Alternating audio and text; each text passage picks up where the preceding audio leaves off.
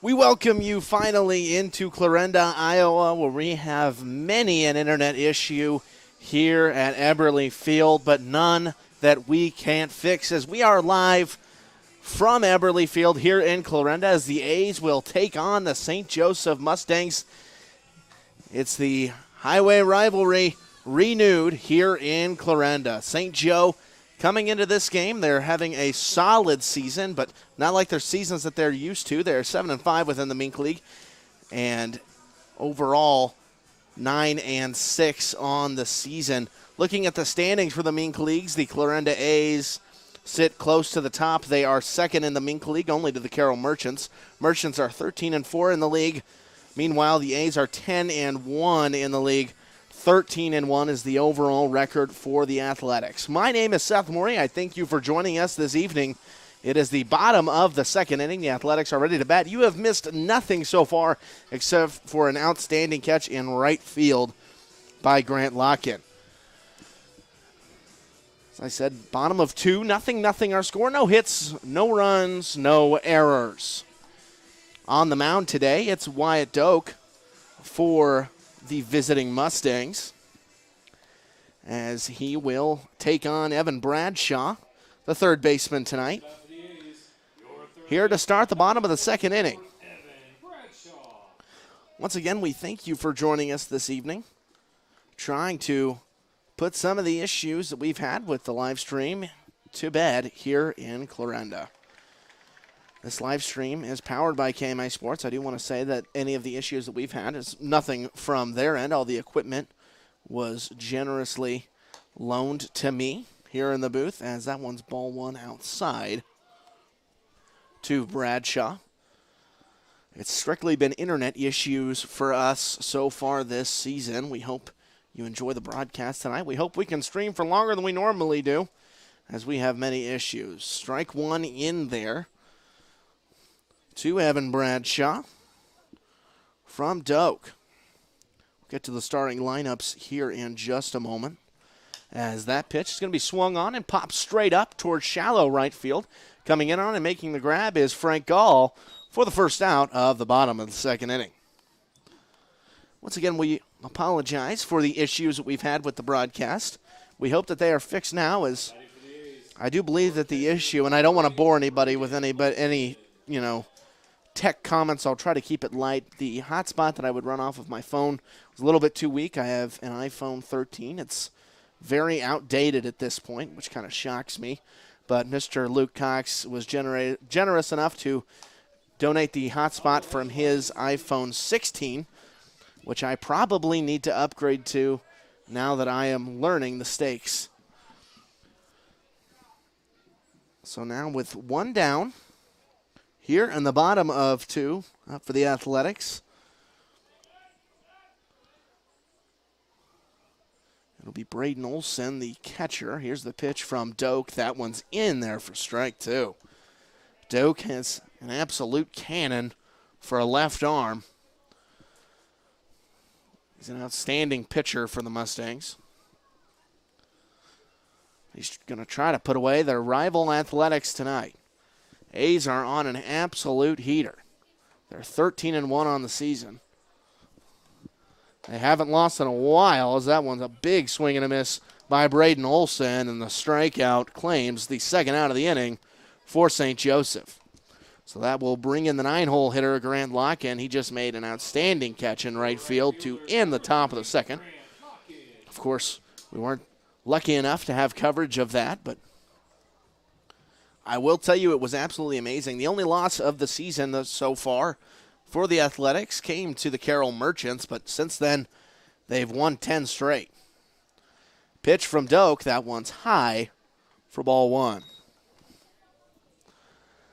Athletics, they've got the best win percentage within the Mink League, second to just the 13-4 Merchants. Merchants have been outstanding this season. So that one's going to be outside from Doak.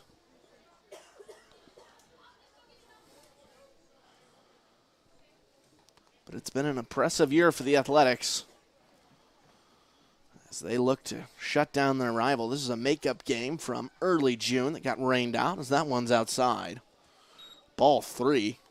Haven't seen Doak get behind on a batter this bad so far in this one. So 3-0 the count. You would imagine that Lock-In will be keeping his hands back, and he will take a 4-pitch walk. So put a runner on first with 2 down here in the second, and it'll be Sean Bazemore, the leadoff batter for the Athletics. Your shortstop, number 23, Sean Bazemore. I'll keep it here in between innings to give you a full view of the starting lineups for each team. We can kind of get caught up.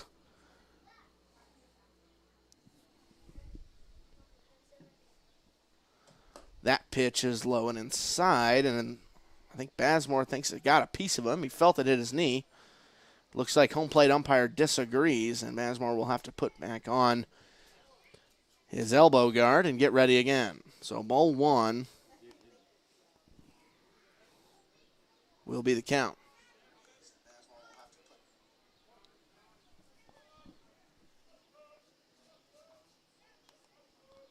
Excuse me, not 0-1, 1-0. I'm not sure what I said. Is that one's going to be chopped in front of the plate. It'll go towards the shortstop, Coy. He makes an incredible throw towards first. That's not going to be in time, and Bazemore will be safe.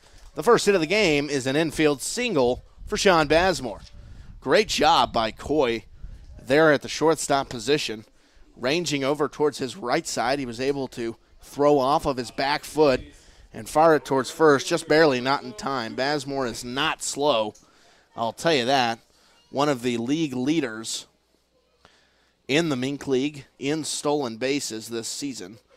He is second to only Joplin Jailbirds. Tucker out there, he's been swiping bags all season long. So a couple of runners on. That one's going to get into the dirt and by the catcher, Zach Kraft, and both runners are going to advance into scoring position. So ball 1 in the dirt and gets away from him. And already some mistakes here early from the Mustangs, as now it's going to be Cooper Knight. He'll stand in from the left side of the plate to face the lefty, Doak. Great opportunity here for Cooper Knight to capitalize with a couple of runners in scoring position. 1-0 pitch from Doak. That one's inside. They're going to call it strike 1. 1-1 now the count. That one was close. Looked like it might have clipped that top inside corner of the zone. And our count's all evened up. 2 down, runners on second and third. Here's the pitch from Doak. That one's low and outside. It gets away from the catcher, Kraft again, and a runner's going to come home. So the opportunity presents itself for the Athletics, and they get the game's first run. We'll see how they score it. It's close to a pass ball, but I think since it skipped right in the dirt in front of Kraft, that should be a wild pitch.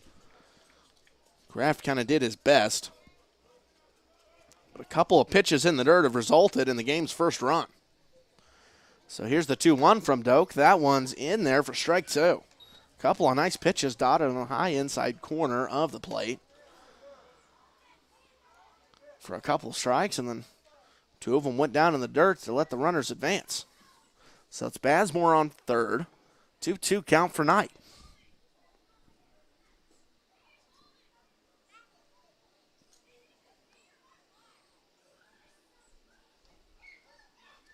Doak kicks, fires. That one's going to be swung on and chopped towards Seth Winkler at second. He'll underhand the throw towards first for the final out of the second inning. The Athletics score on a pass ball.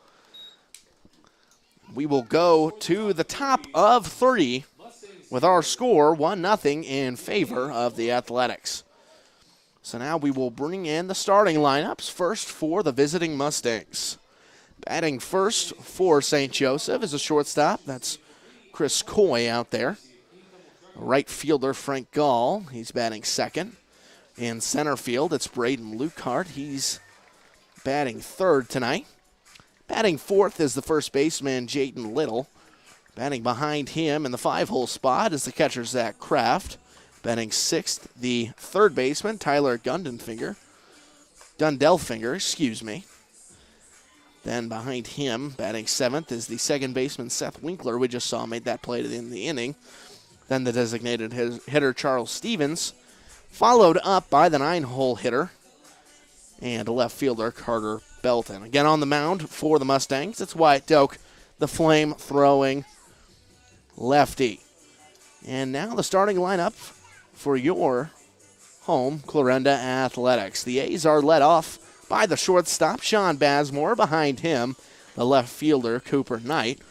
Then Clarinda's own Cole Baumgart starts at second base tonight. Then the switch hitting Theo Anderson in the designated hitting spot in number 4. First baseman John Petrie batting 5th. The center fielder Andrew Young batting 6th. The third baseman Evan Bradshaw batting 7th. The catcher Braden Olson batting 8th. And then the right fielder Grant Locken batting 9th as that one's ripped towards Bradshaw at third. He'll fire across the diamond to first. It's off target, but luckily it drew Petrie into the runner, and he made the tag just before Seth Winkler was able to touch first. An outstanding play from Evan Bradshaw. I hope I got the graphic off in time for that. It was a hot shot for Bradshaw to handle, but he did an excellent job there for the first out of the third inning, as that one's going to be outside. From our starting pitcher from the Athletics, it's Clay Hedges. Talked to Hedges just before this matchup tonight, as that one's going to be just high for ball 2. Just committed to Missouri Southern. He was very, very excited to tell me about that. Got to go and play the Jailbirds down in Joplin and met with some of the coaching staff, took a tour of the facilities. He liked what he saw, and he went ahead and committed that day. So the righty on the mound for the Athletics. He's facing the designated hitters. That one's going to be ball 3 in Charles Stevens. Athletics looking to claim their 14th win of the season, as that one's a big swing and a miss from Stevens for strike 2. A's off to probably the hottest start that we've seen in the Mink League in a long time. 3-2 pitch just swung on and fouled off towards the left side. Of course, as many viewers know, the Athletics lost last season in the championship series to the Mustangs. It's been a great rivalry, as that one swung on and fouled off. Stays alive. We'll do the 3-2 again between the Athletics and the Mustangs throughout the years. We know what it means to these teams, how much more you want it whenever you're facing a rival. Another 3-2, that one's popped up, and that might land on the booth, and it does, and ricochets off towards the back. It's, I believe, the second booth shot we've had this year. It's always fun to hear the thud. It's sometimes a little bit scary, though, because you don't really know when to expect it. That one's in there for strike 3 looking. What a pitch by Hedges. So the strikeout sets down the second batter of the third inning, and there's 2 down and nobody on. For now, the 9-hole hitter, Carter Belton. Carter's in the left field tonight. He'll stand in from the right-handed side of the batter's box to face the righty, Hedges. His pitch swung on and popped straight up towards the right side. It's going to get out of play, and that'll be one that the kids will claim. And strike 1 for Hedges. One of the coolest promotions in the Mink League. I'm not sure what other teams do it. Haven't really toured around all the stadiums. Get a foul ball here in Clarinda, you get a free menu item. Any menu item. It could be the most expensive. It could be the the least expensive, not the most least expensive. Am I 4 years old? The most least expensivest. I would choose the most expensivest. If I'm just thinking straight here, as that one's ball 2. 2-1 now the count.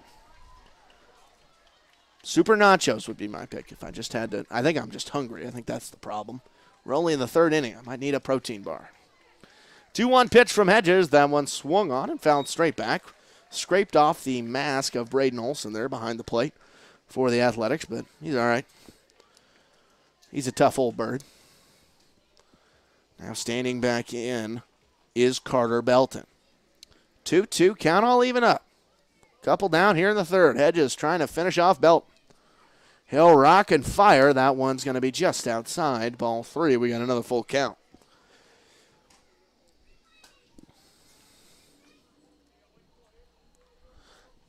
Highly anticipated game here in Clarinda. Didn't get to play it earlier in June due to the rain out. Rescheduled for tonight. Pitch from Hedges. That one's just inside. Ball 4. And the free pass issued by Hedges. So bring it back to number 1. It'll be Chris Coy, the shortstop, to stand in.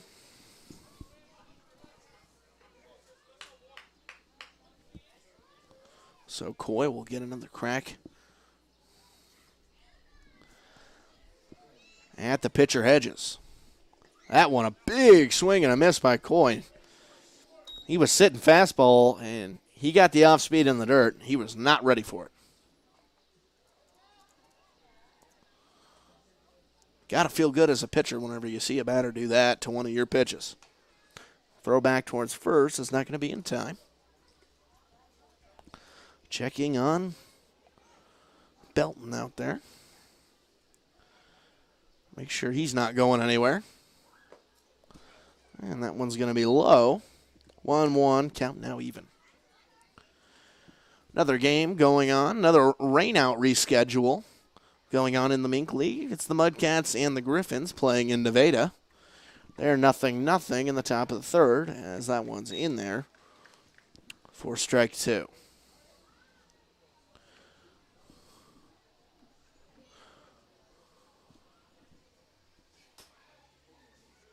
One-two pitch from Hedges. A big swing and a miss on the high heater. And Hedges will walk off the mound confident as he strikes out the final batter of the inning.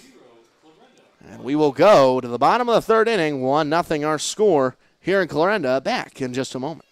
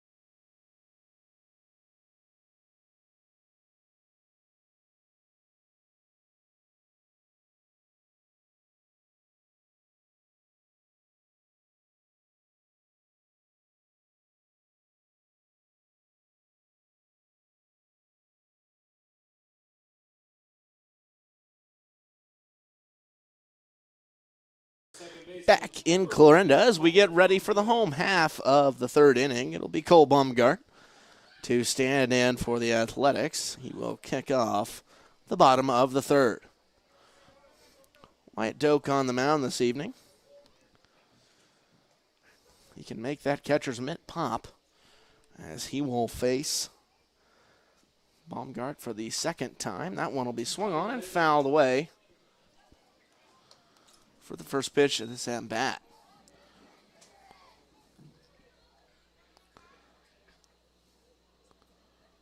Baumgart, he walked last time up. Caused just a little bit of trouble on the bases back in the first, but no runs were able to score, as that one will be outside. Doak's had some nice pitches up to this point, but sometimes his arm seems to get a little bit wild on him. A couple of pass balls have resulted in the A's only run. That one swung on and fouled straight back, strike two.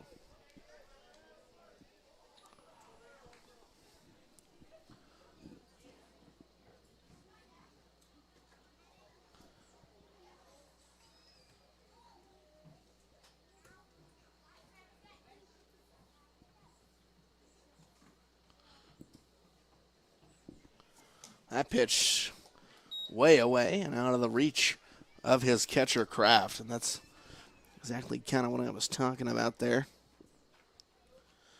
Sometimes a little bit of a wild child, that arm can be.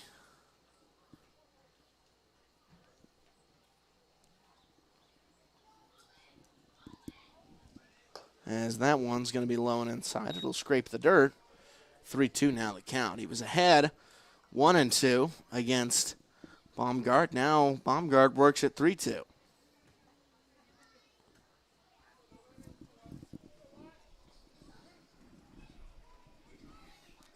Here's the pitch from Doak. That one's inside, almost got Baumgart. And he's going to lead off the inning with a walk. Base runner on for the Athletics.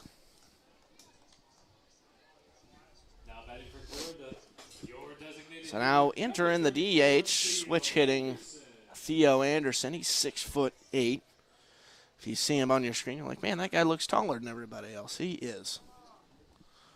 That would be the truth. Pitch from Doak. That one's going to be low. It's going to get away from his catcher right between the legs of Kraft. Going towards third is Baumgart. Kraft couldn't locate it in time. It was in the shadow by the Athletics on deck circle. And all the way from first to third on a pass ball is Cole Baumgart. That has been the backbreaker, this one, for the Mustangs so far. That is the third time that a pass ball is allowed in an advanced runner. The first time, the runners advanced from first and second to second and third. Then the second time, the runner from third scored. And now here, the third time, Baumgart went from first to third. Going to have to figure something out as Kraft went out there and talked to his pitcher, Doak. Going to be a big conversation out there. Now he'll get ready to battle Theo Anderson in a 1-0 count now. 0-1 today for Anderson. So he'll see his second pitch from Doak. That one swung on and fouled straight back. Anderson, the product out of St. Mary's. Yes, he was there whenever the team beat number 1 ranked UCLA Bruins there in the regional tournament for NCAA D1 baseball. Pitch from Doak. That one just outside, but chopped towards third by Anderson. It's going to get past the third baseman, Gundenfinger. And he's not going to have a play. And getting to first and scoring the run from third is Theo Anderson. Now batting for the A's, your first baseman, number 31, John Petrie. We'll mark that an error. That one just kind of miffed by the third baseman there. He looked like he had it and then kind of fumbled around with it and lost it. Gundelfinger will have to try to recollect himself as now they have Anderson on first. That one high and outside. First pitch to John Petrie. Petrie went through a nice hot streak. He was a doubles machine here in Clarinda there for a few games, scoring a lot of runs. He's cooled down just a little bit, trying to share his reps at first with Parker McNeil. Tonight he's got the nod. He tries to make an impact here. That pitch, swing, and fouled straight back. Got myself thinking about D1 college baseball. Got to check on my Sooners. They're up 3-1 in the top of the fourth. Man, they got bases loaded. Got to focus on this game, though. Can't be looking at my phone all day. Runner on first, 1-1 the count. 2-0 our score now in favor of the Athletics. Petrie trying to advance the runner in first and Anderson. 1-1 pitch from Doak. That one outside, but a big swing and a miss from Petrie. Just under that one and a little bit behind it.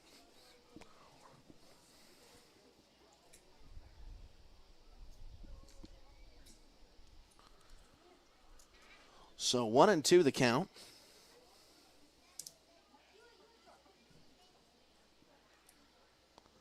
Here against Petrie. Doak really trying to slow down the game here on the mound as that one's going to be slapped towards the left side. It's going to be through the infield for a base knock. John Petrie with the second hit of the game for the Athletics. It's a single, and that will move the runner in Anderson towards second. Now there's one in scoring position for the batter, Andrew Young. Your center fielder, number 2, Andrew Young. Andrew Young, the Missouri Southern product. Sure, he's thrilled to have Clay Hedges on his squad now.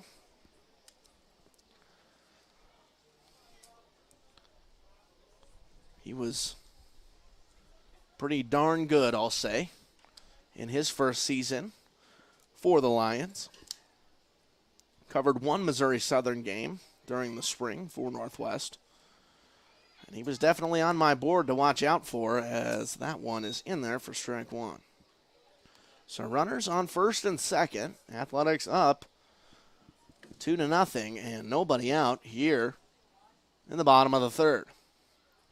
Andrew Young, the Division II baseball Gold Glove recipient for center field.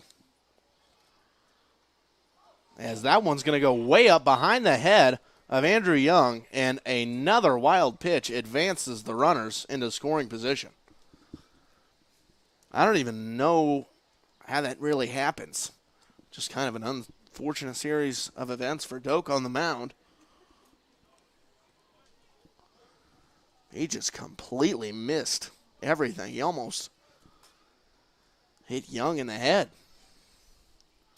As now the count, 1-1. Here's the pitch from Doak. That one's in there. It'll be lined towards the second baseman, Winkler. He'll fire to first for the inning's first out, but not before the runner from third, and Anderson advances and scores. So Athletics up by 3 now. And all thanks to those pass balls. They've peppered in some hits here and again. Your third baseman, number 24, Evan Bradshaw. But, I mean, I've got to say, I don't think this is a 3-0 lead if there aren't any wild pitches. So now the third baseman, Evan Bradshaw, will stand in from the right side.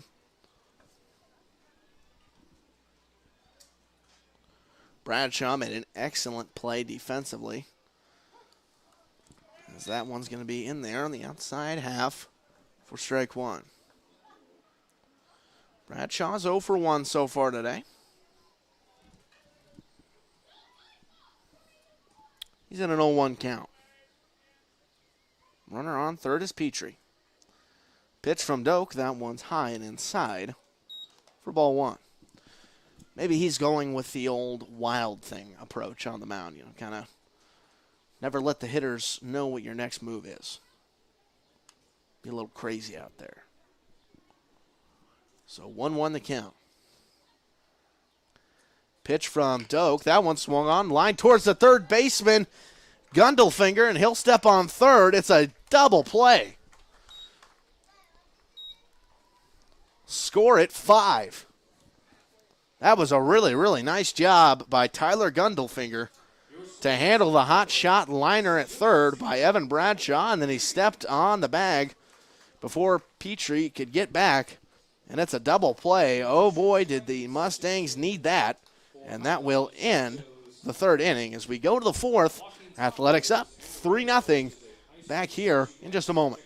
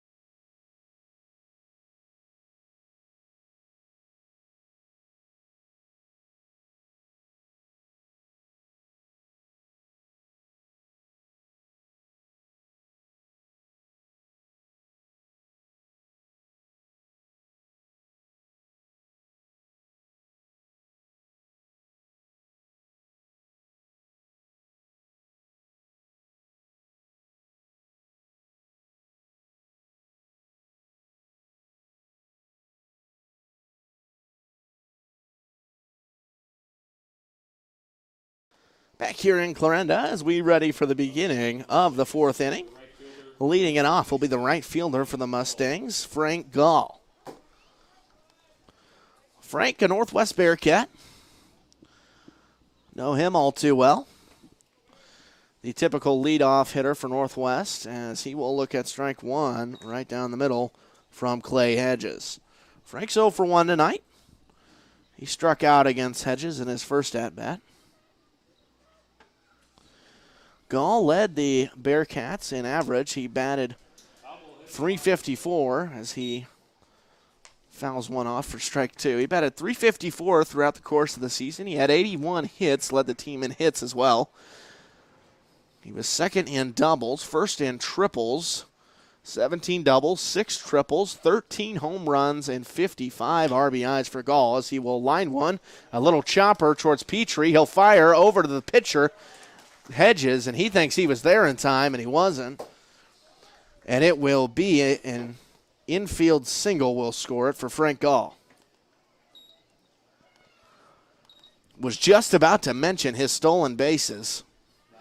He was 27 for 28 on stolen bases and attempts in the Division II baseball season. He is wicked fast. Get ready for a steal here soon. So following him up is the three-hole batter, Braden Lucart. He will see ball one from Hedges. Now on the flip side, you've got Lucart, who is numero uno in batting average in the Mink League. He's batting .487. Unbelievable season so far. Definitely MVP worthy from Lucart. He's got 3 doubles, no triples just yet, but 19 hits and a homer, along with 9 ribbies. He's also walked 7 times, so he's got a good eye at the plate as he takes ball 2 there.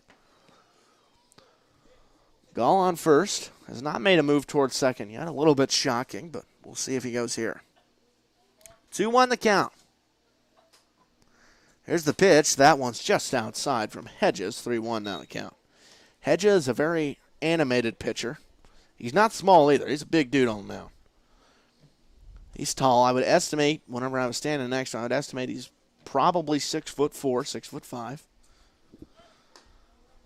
That one's inside. It'll be ball 4 regardless as Olsen, kind of threatens Gall with his arm at first, but regardless, Gall will get to take second for free. So now Jaden Little will stand in from the right side.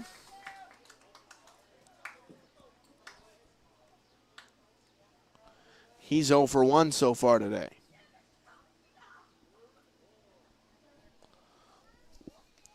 Hedges in the toughest position he's been so far tonight. Runners on first and second. First pitch towards Little is going to be high for ball 1. If you're a Mustangs fan watching the live stream right now, you're on the edge of your seat here.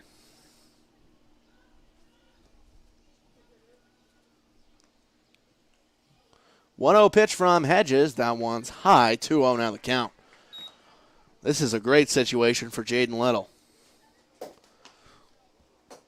An opportunity to get the Mustangs back into this one. Not that they're out of it. It's just 3-0 our score. A lot of baseball to play, but considerably help. As that one's going to be just inside. They'll call it ball 3.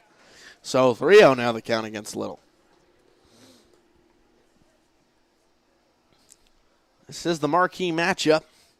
If you're looking for a Mink League baseball, you've found it. 3-0 the count. Pitch from Hedges. That one's going to be in there. There's the automatic, strike 1. Gall out there hopping around, as per usual on second, trying to get in the pitcher's head.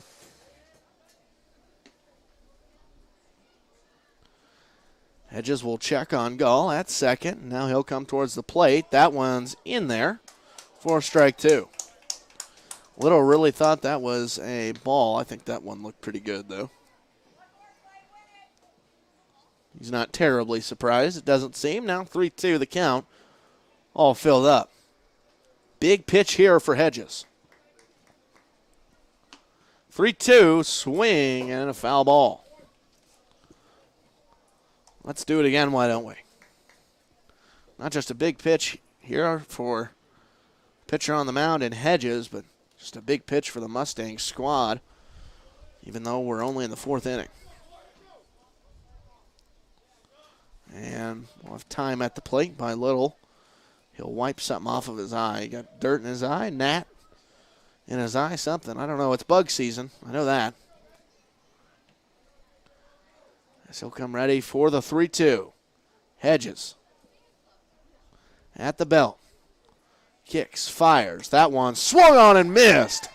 A big strikeout from Clay Hedges. And he sits down. First baseman Jaden Little for the inning's first out. That's a big pitch there. Now batting the catcher, number 4, Zach Kraft. So now that'll bring in the catcher, Kraft.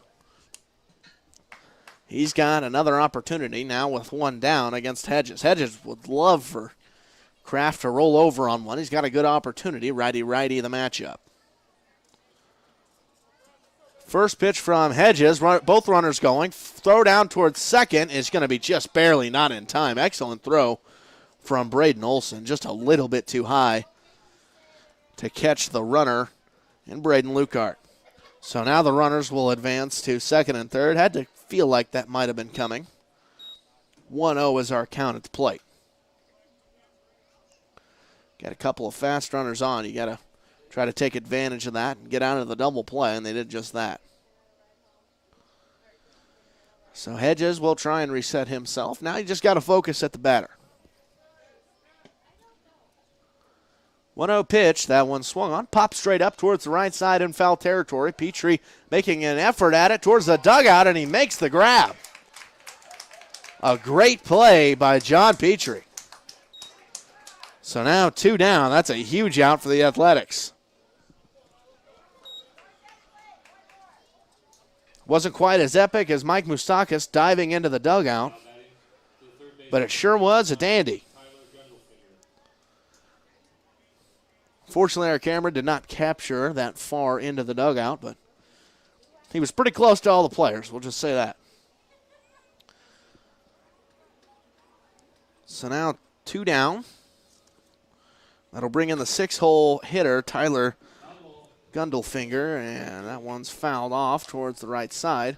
That one enters through the gate of the Little League Park to our right. One lucky kid will go out into the left field. Snag that one. 0-1 count. Couple runners in scoring position. That pitch is swung on and smacked towards center field. Under it is Andrew Young. He'll make the grab for the 3rd out of the 4th inning. Clay Hedges gets himself out of a jam in the 4th, and we go to the home half of 4. 3-0 in favor of the Athletics. Back here in just a moment.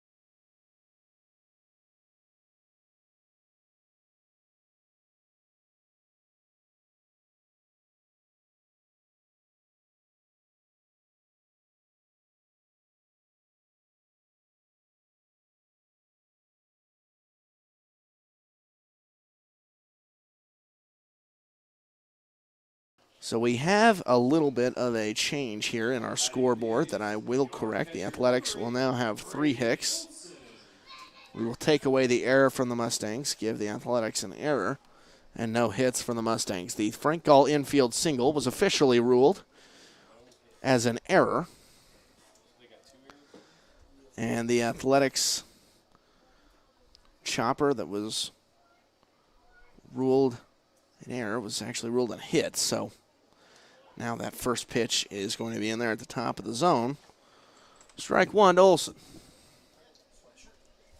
I got T-shirts. Yeah, I got kids and youth size.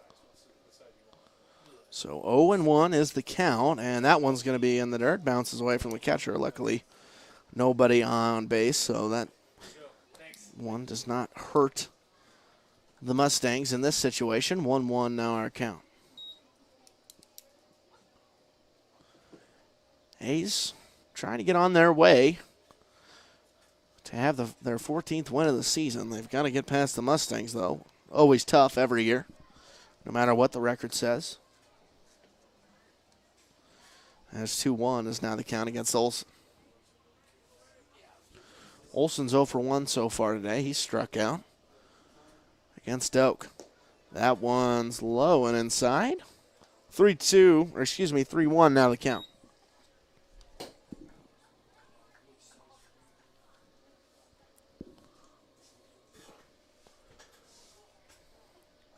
So 3-1. Here's the pitch to Olson. That one's way outside for ball 4. I'm not sure if there's something wrong with Doak's hand. He was looking at his hand right after that pitch.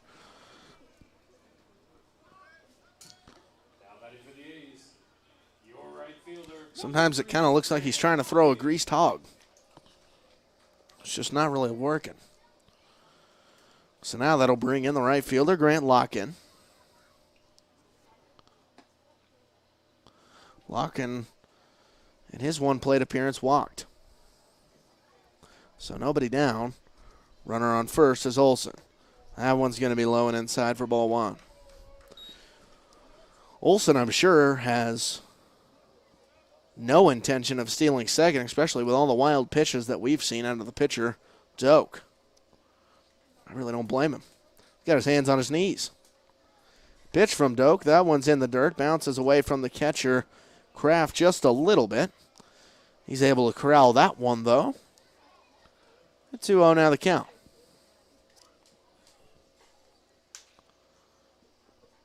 Zach Kraft, he's got a busy day so far behind the plate. Hoping his pitcher, White Doak, will help him out a little bit. Lock in the 9-hole hitter at the plate. This is one guy you don't want to let on, is the 9-hole. As that one will be chopped back up towards the middle. Winkler will step on second. He'll fire towards first, and it's a double play. Boy, did Doak need that. Take a sigh of relief, as now he will face Sean Bazemore, the leadoff hitter for the Athletics, with nobody on it, 2 down. Nice play there by the second baseman, Seth Winkler. Just took it himself towards second base and fired towards first.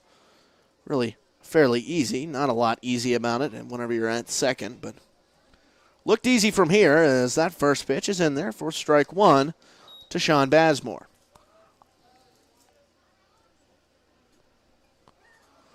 Bazemore getting his third opportunity. He's 1 for 2 so far, as that one's going to be in there for strike 2. 0-2 now the count against Bazemore. Bazemore singled earlier in this one. And he's on an 0-2 count against Doak. 0-2 pitch. That one's high and inside. 1-2 now the count. Athletics up 3-0 here. Mink League matchup on the Clarinda A's YouTube channel. We thank you for joining us tonight. We're glad that the stream is up and running, probably more than you guys. Pitch from Doak. That one is in there for strike 3. And Bazemore knew every little bit of that. Luke Cox just took the words out of my mouth. That was an excellent pitch there on the outside corner by Wyatt Doak, and that will end the fourth inning. So we go to the top of 5. Clarinda up 3-0. We'll be back in just a moment.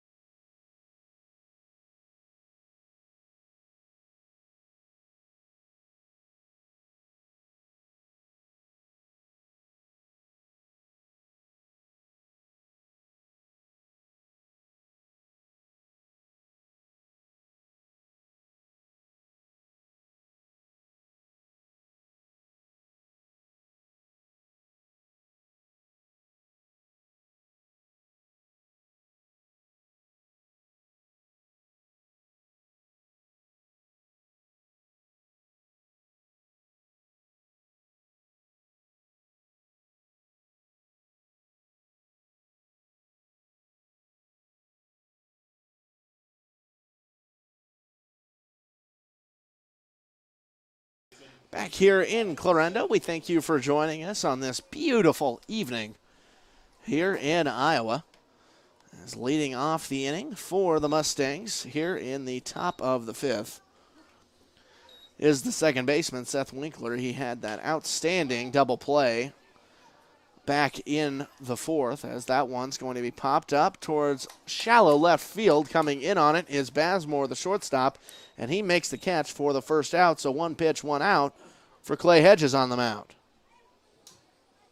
Now batting for St. Joseph, the designated hitter, number 44, Charles Stevens.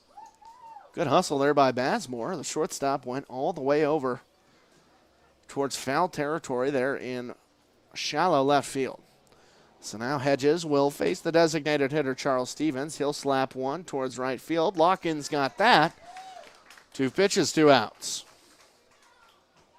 So that will quickly bring in the 9-hole hitter for the Mustangs, the left fielder, Carter Belt. The left fielder, number 22, Carter Belt. I haven't even had that much of a chance to talk to you guys here in the top of the 5th. It's a beautiful night. It's sunny and 73 degrees. It doesn't really get much better than that, as that strike is in there. 0-1 now the count against Belton. If you have the means necessary to watch this game outside, I would insist that you do so, as that one, an excellent off-speed pitch, drops right inside the zone, completely buckled. Belt.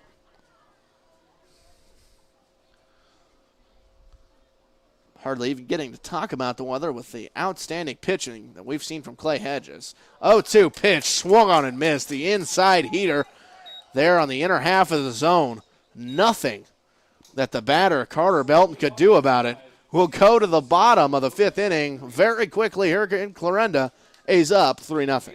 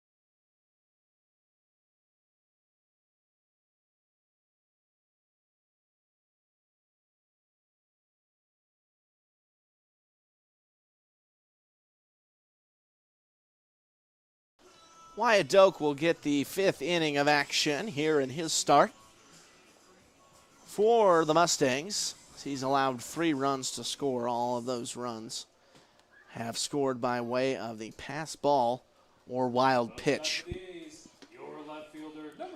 Back here in Clarinda, we thank you for joining us this evening. Athletics up 3-0. Again, we want to thank KMA Sports for this broadcast this evening. They bring the equipment, I just bring the voice.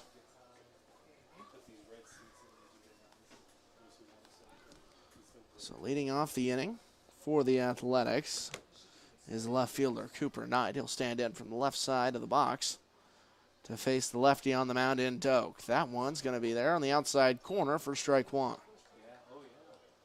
So 0-1 the count against Knight. Knight's 0 for 1 so far this evening. He's walked. A lot of walks given up. 4 so far in this one by Doak, as that one's fouled off for strike 2. So quickly 0-2 against Knight. Exactly what Wyatt Doak wants to see. He's allowed 3 runs. He struck out 4, though. He's thrown 76 pitches. 0-2 count. Doak comes set. Call for time at the plate by Knight.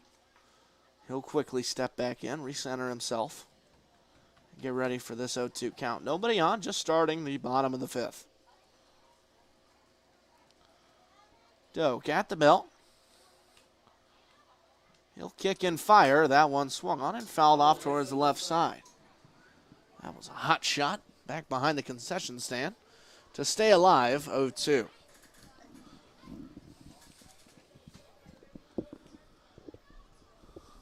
A's trying to add to their win total. They're on an absolute hot streak. They've won 10 in a row. 0-2 pitch again. That one swung on, chopped towards the third baseman, Gundelfinger. He'll fire over towards first in time for the inning's first out. So 1 down here in the bottom of the 5th. Exactly how Doak wants to start it. He needs a quick inning here. So that'll be Cole Baumgart.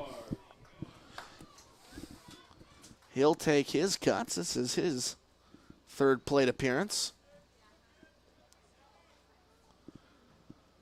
against the pitcher on the mound in Doak.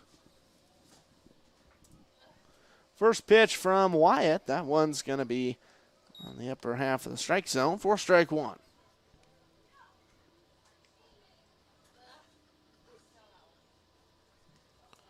Doak trying to navigate a quick inning here. 0-1 the count against Baumgart. That pitch swung on, fouled off the inner half of the strike zone.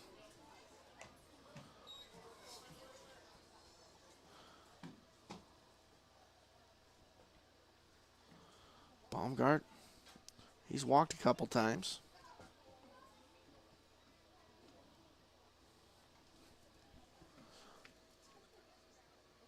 Trying to get on base here.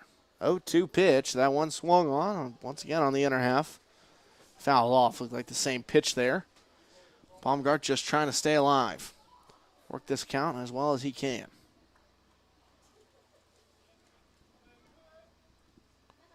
Score update. Nevada now up 5-0 on the Mudcats on the top of the 5th inning. Mudcats have struggled greatly so far this season. They're playing Nevada in a makeup game, and that one's going to be on the outer half. Yeah, that's strike 3.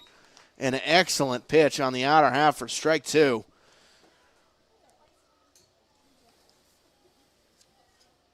Now batting for Clarinda, your designated hitter, number 34, Theo Anderson. So now 2 down here in the bottom of the 5th inning. The switch hitting Theo Anderson will stand in from the right side to face the lefty Doak.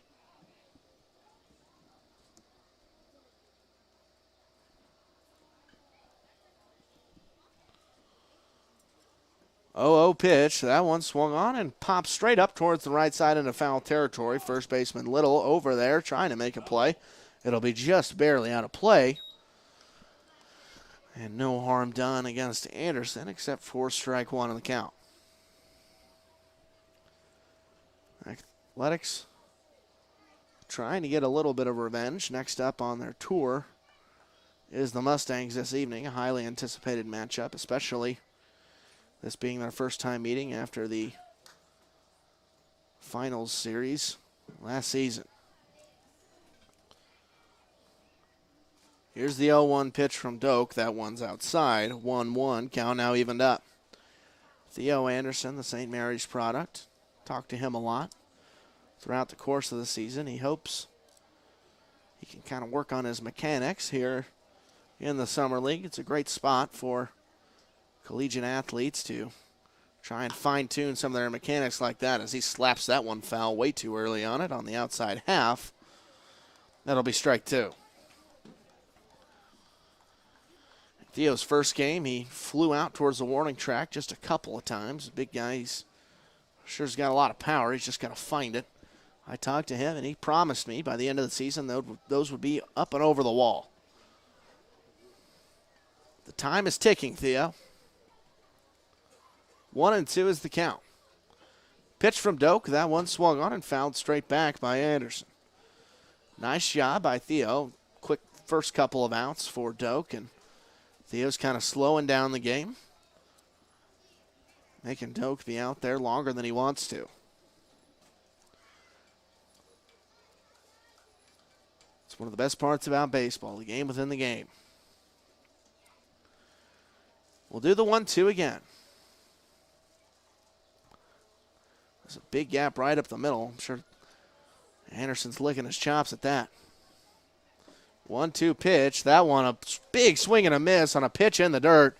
And the tag will be applied by Kraft, the catcher, for the final out of the fifth inning. We go to the top of the sixth. Our score remains 3-0. Back here in just a moment.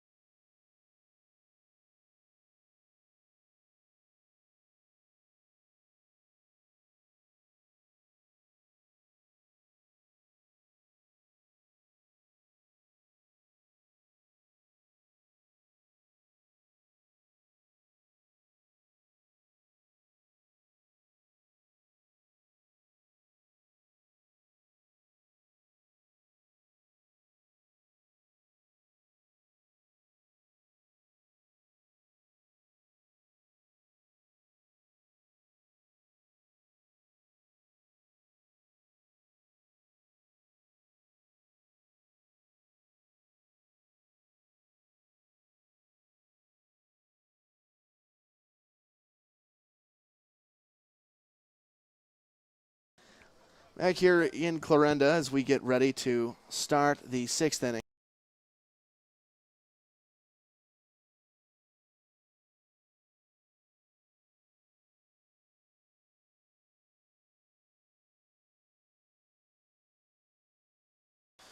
That first pitch will be, looks like it will hit the batter.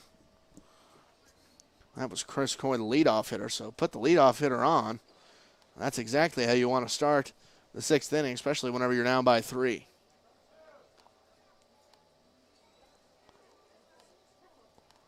So runner on first to start. And now that'll bring in the right fielder, Frank Gall. He'll see ball one on the outer half.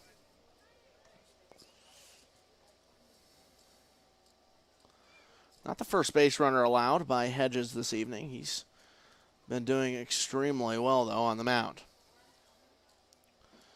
Double sliding mitts for Chris Coy at first. I will never understand that as he slides back in safe towards first. What happens if he has an itch on his nose, you know?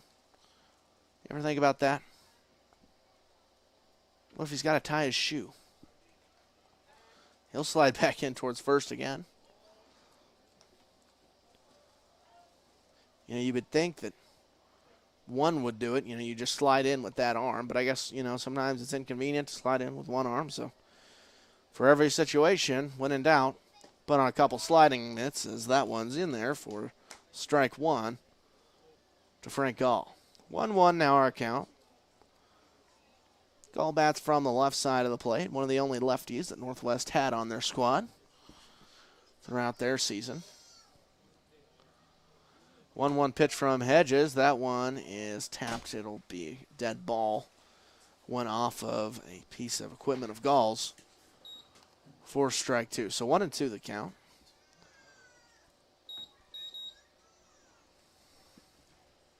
Nobody down here in the top of 6. Gall trying to make an impact here. One fun note that Gall probably wouldn't want me to say, but I'm going to say anyways. Pitch from Hedges is a big swing and a miss by Gall, and he'll go down swinging. So another strikeout from Frank Gall is the 6th inning's first out. Runner at first is still Coy. I'm still going to say it anyway. Gall talked to him at the end of the season, said, hey, you're going to still go play for the Mustangs? You know, you still have that eligibility. And he said, no, I'm not going to go play. And I said, all right, well, you know, see you whenever I see you. Turns out halfway throughout the season, I look at Instagram and see the starting lineup for the Mustangs. That one's heavily inside. Dodging that one is Braden Lukart. And I see in the starting lineup, Frank Gall. I'm like, well, I'll be darned. So got to meet up with him today, and that throwback towards first is just nearly not in time. Almost caught Coy napping.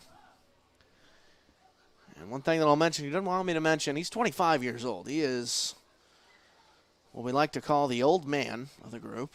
25 in his final year of eligibility. This will be his last year as a Mustang, as that one's low and inside for ball 2. Unless if he figures out a way to pay off the squad, which, you know, wouldn't surprise me at this point. Frank Gall, great guy, though. Outstanding talent. Lukart in an 0-2 count. That one's high. Ball 3, 3-0 now. Hedges has not fallen behind like this. Hardly at all in this one. Got a runner on first and Coy. Don't really blame him not wanting to be aggressive against Lukart. Lucart's been excellent so far this season. He'll foul that one off towards the left side. Lukart batting north of 400, well north of 400. If you want to get picky and be exact, he's batting 487. 3-1 is the count on him. He's in center field this afternoon. Evening, I should say. Losing track of time. Pitch from Hedges. That one's outside. He walks a couple. And runners now on first and second with one down. Still the opportunity for the double play, as now that will bring in the 4-hole hitter, Jaden Little. Number 8, Jaden Little. Little, he's the first baseman tonight.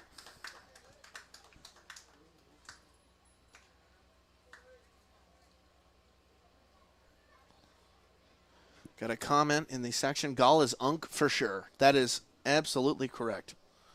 Unk. That one fouled off towards the right side by Little. Strike one on him against Hedges. Unk, man, that's a term that I guess my generation hasn't exactly adopted yet. I've said unk a couple times in my life, though. I'm more of a lit. I would more say that. 0-1 pitch from Hedges. That one's just high. 1-1 now the count. Anybody over the age of 30 is questioning what I'm saying.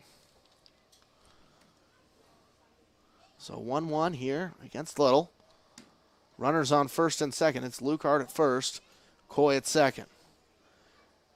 Hedges will fire back towards second. That actually wasn't a bad throw back towards second. You know, a lot of times you'll see a pitcher fire back towards two, and it's just absolutely thrown into center field. That was a nice toss back towards two.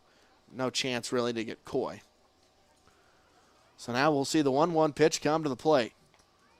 That one's going to hit the batter Little. Boy, that caught every bit of his shoulder. Hedges did not mean to do that, especially whenever you got 1-1 count and runners on first and second. So now with one down, things get a little bit more interesting with the catcher Zach Kraft coming in. And we will take time and have a meeting on the mound for the Athletics. So whenever we come back, it'll be bases loaded and one down. Zach Kraft at the plate. Mustangs threatening.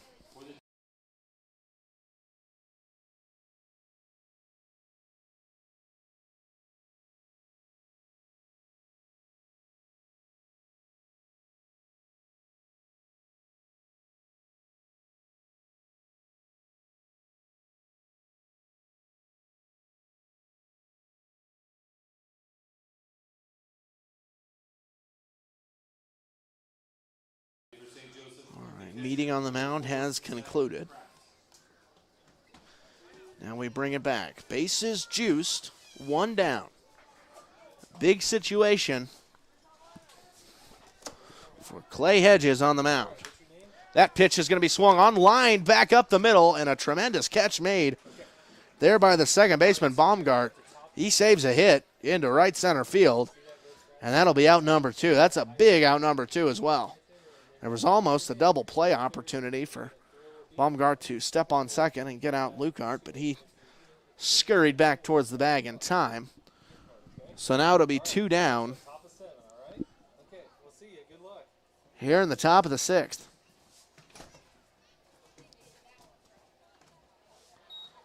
So big second out there. Pitch from Hedges. That one's going to get away from the catcher. He's going to fire back towards home. It looks like he's just going to hold it. And that pitch got away from the catcher, Braden Olson. And that will plate the first run of the game for St. Joe. So 3-1 now our score. All runs scored on errant pitches. How many times can you say that you've seen that?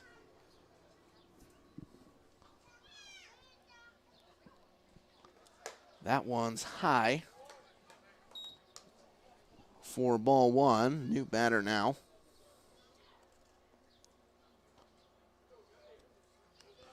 This is Tyler Gundelfinger. He's the third baseman this evening, and he will look at strike 1 in there on the lower half. 2-1 is now our count here against Gundelfinger. Excuse me, runners on first and third. I thought the runner at first advanced, but I saw it wrong. And that one's going to be in there for strike 2. 2-2 now the count. Runner on third. Hedges trying to get himself out of another jam here in the 6th. Runners on the corners, 2 down. Count at 2-2. Pitch from Hedges. That one's high. 3-2, count full. Huge opportunity here at the plate for Gundelfinger.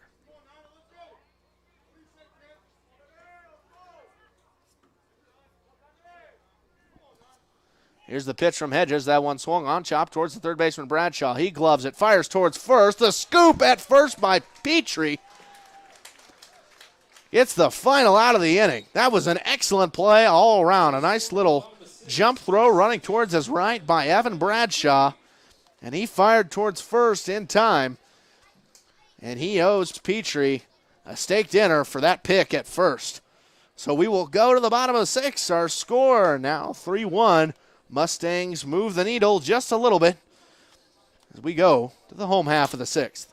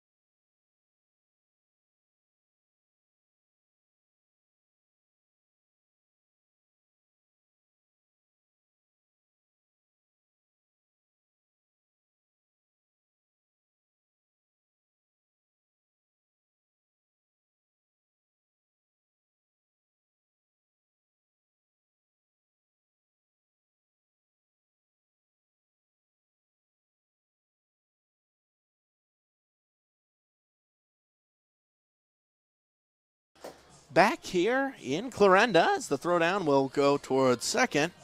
And we ready with a new pitcher on the mound in Graydon Hammond, another Northwest Bearcat. Got to talk to him, actually meet him this evening.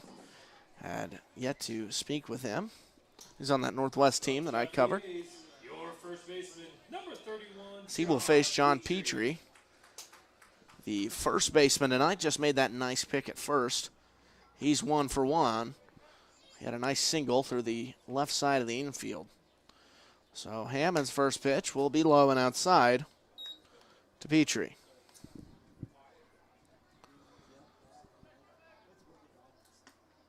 Hammond's a nice guy. He wasn't surprised that I didn't know him, though, which I told him, hey, you know, credit yourself just a little bit more than that.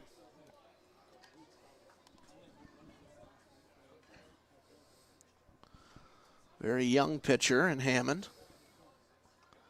He's been pitching well thus far for the Mustangs. That pitch, a big swing and a miss. 1-2 now the count on Petrie.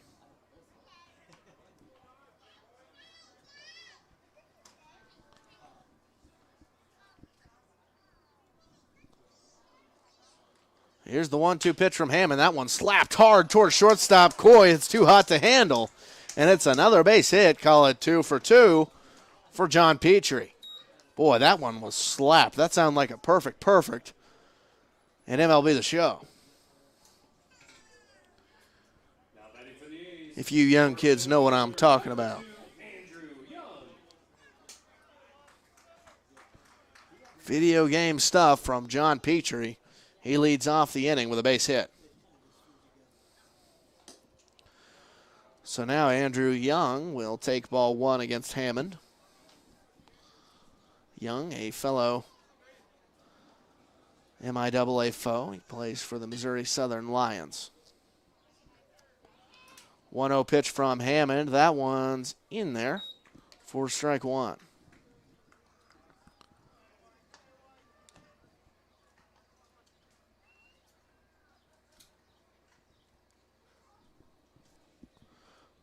One the count. That one from Hammond, low and inside. That's strike 2. That was a nice job catching that inside part of the plate.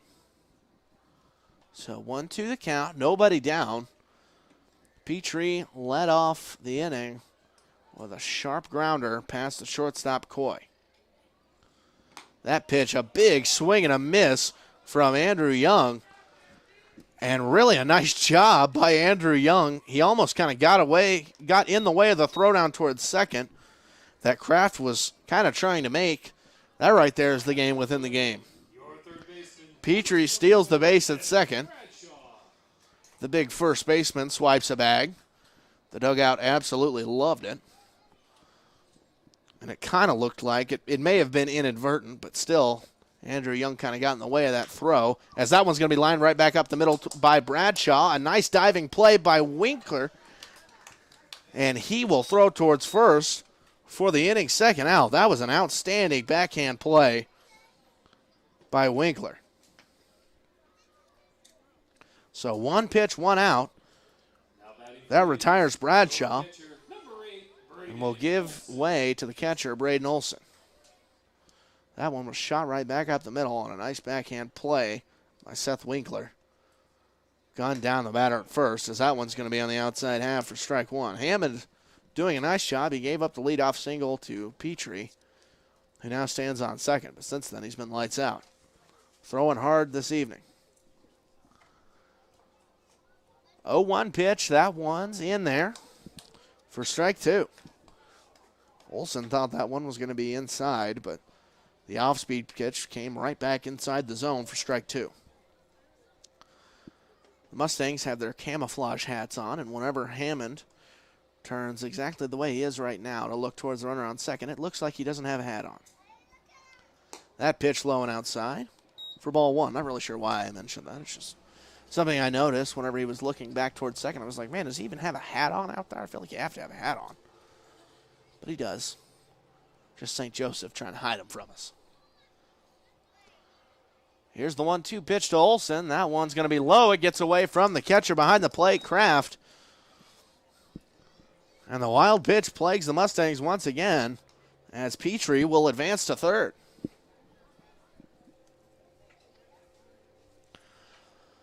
So now a base hit would score the 4th run of the game for the Athletics here in the bottom of 6. But Olsen's in a 2-2 count with a couple down. We'll see what he does here. Big pitch for Hammond. 2-2. That one swung on and popped straight up towards shallow right field. Under it is Gall. He'll call everybody off and make the catch. And that will end the 6th inning. Athletics threaten, but do no more damage than they've already done. We will go to the 7th. Our score, 3-1.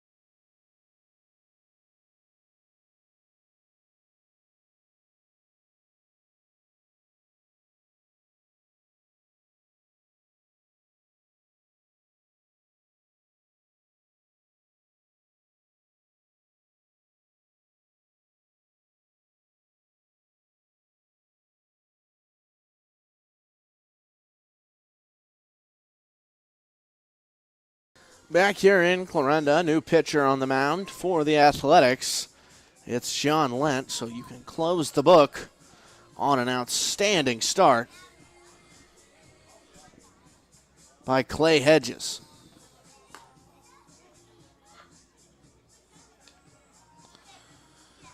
Hedges ends the night, allowing 1 run. That run was earned. He walked 3, struck out 6. Congratulations to Janelle and Drake. They will compete for that $100 gift card. So now it will be the second baseman, Seth Winkler, to lead off the inning for the Mustangs as they're just down by 2.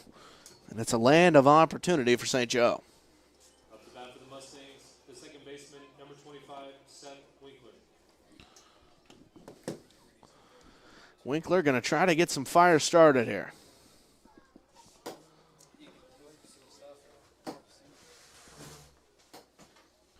You'll see the first pitch from Lent. That one's going to be in there for strike 1.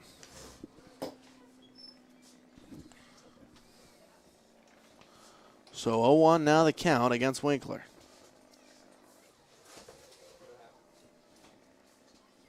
Lent at the belt, kicks, fires. That one swung on in line towards left, and that's going to get down for the game's first hit.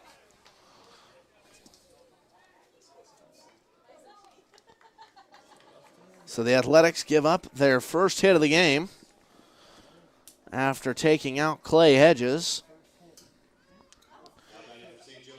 He went through 6 without giving up a hit, allowed 1 run. So a runner on first to start the inning for the Athletics. That pitch is going to be just high for ball 1 to the new batter now at the plate, the designated hitter, Charles Stevens. Stevens Opportunity awaits him with a runner at first, and that one's going to be low and inside, ball 2. So 2-0 quickly against Stevens. He's 0 for 2 tonight with a strikeout.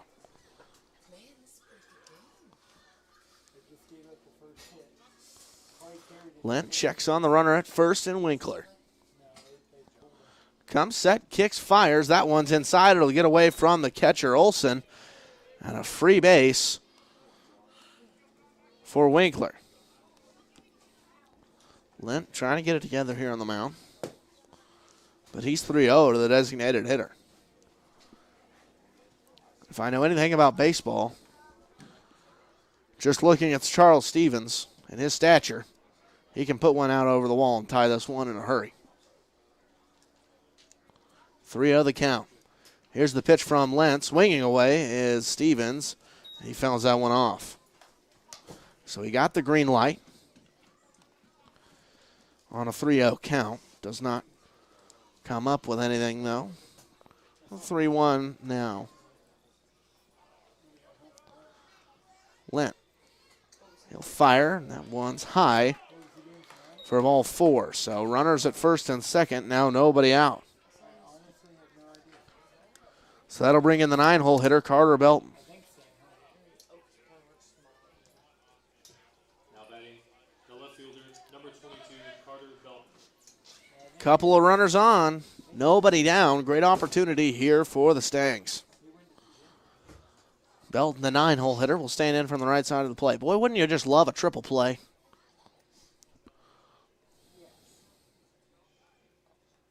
Pitch from Lent, big swing and a miss on the high heater from Belton. Belton's 0 for 1. He's struck out already.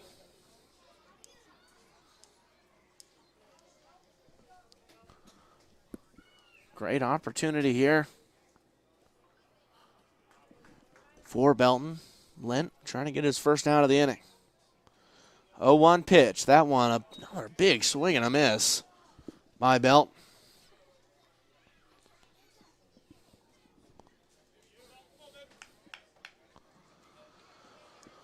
0-2 now quickly against Belton.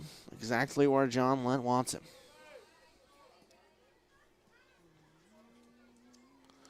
Here's the pitch from Lent. That one swung on and fouled off towards the right side, just barely off the end of the bat of Belton. So he stays alive. Here in an 0-2 count with nobody down and runners on first and second. Trying to come up clutch here in the 7th for the Mustangs. Here's the pitch from Lent. That one, a big swing and a miss from Carter Belton. He strikes out for the second time this evening. And Lent has his first out. So now that'll bring up Chris Coy. Leadoff batter due up for the Mustangs. And Lent's going to be pitching for a ground ball here. He'd love to send one right to Bazemore. Here's the first pitch to Coy. That one in there, strike one. Nice pitch from Lent. He's had a nice past 5 pitches.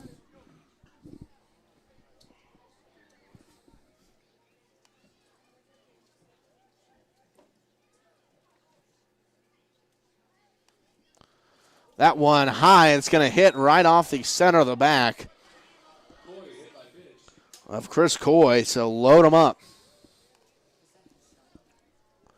Bases loaded, just one down. A huge opportunity here for Frank Gall. We know he's got light tower power. The right fielder, number 26, Frank Gall. Gall was borderline unstoppable this season for Northwest. He's taken a big break, though, and he's now back in the lineup for the Mustangs. We'll see what he can do here. 0-0 the count. First pitch from Lent. That one's inside. Jammed him. Straight pop-up onto the mound. Lent will make the grab. 2 down. Do-it-yourself pitch. So now bases will remain loaded. 2 down. That'll bring in Braden Lucart. Lucart, the center fielder, coming into this one, batting .487. This is the last guy you want to be facing at the plate if you're John Lent, but it's a great challenge for the pitcher on the mound. Bases juiced. Here's the first pitch to Lukart. That one swung on, fouled off towards the left side near the concession stand. Some kid just found dinner.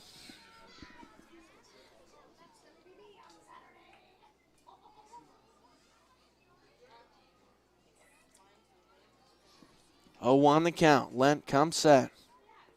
Kicks, fires. That one's on the high outside part of the plate. 4-1. This is a big moment here in this game. You're just now tuning in. You found a doozy. Our score 3-1. Base hit could tie it. 2 down, 1-1 the count to the best hitter in the Mink League, Braden Lukart. Pitch from Lent. That one's in there on the outer half for strike 2. 1-2 the count. John Lent trying to get out of this jam. This is the jam of all jams in the Mink League. 1-2, 2 down. Lent at the belt. Kicks and fires that pitch, foul off towards the left side.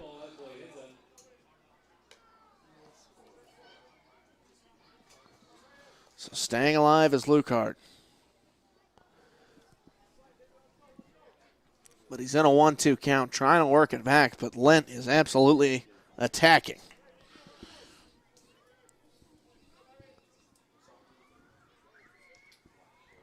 Lent kicks and fires. That one's high for ball 2. Count now evened up. This inning feels like it's moving in slow motion. If you're the Athletics, trying to get out of this one.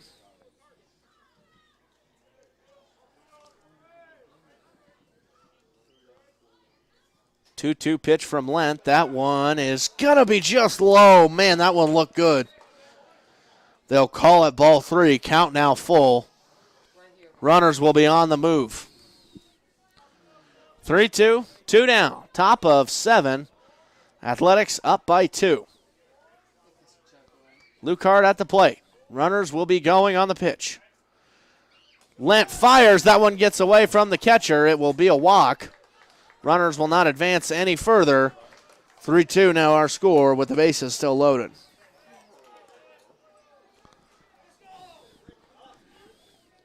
Lent just lost him on that one. Only gave up 1 though. Got to recenter yourself and try and face Jaden Little now, the first baseman tonight.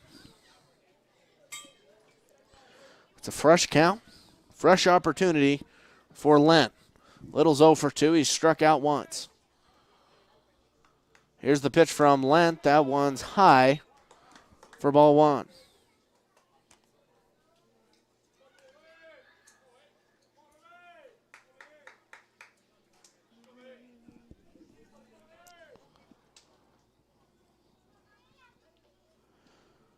One of the count against Little. Pitch from Lent. That one's going to be in there for strike 1. They're on the far outside half. 1-1 count evened up.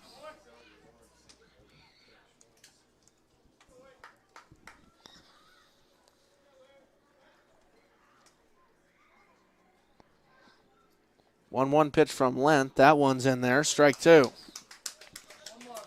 Boy, that one looked good. Another 1-2 count for John Lent. Last time it was against Lukart, and he lost him. Bases loaded, 2 down. Lent trying to get out of it without giving up the lead. 1-2 pitch from Little. That one's outside. 2-2. Mustangs dugout fired up now. They're trying to get into this one.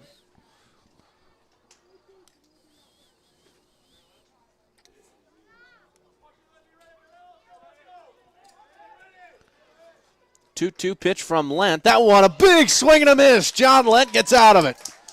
A huge strikeout for the relief pitcher.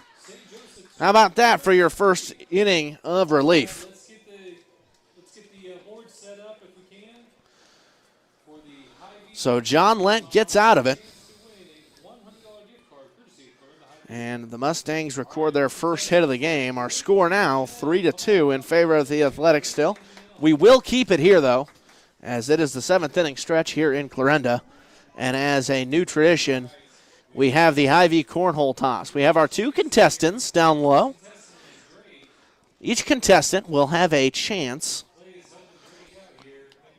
to sink the cornhole bag into the cornhole board. If they do so, they get a $100 Hy-Vee gift card. First toss. That one's just going to be a little bit short. This is Drake.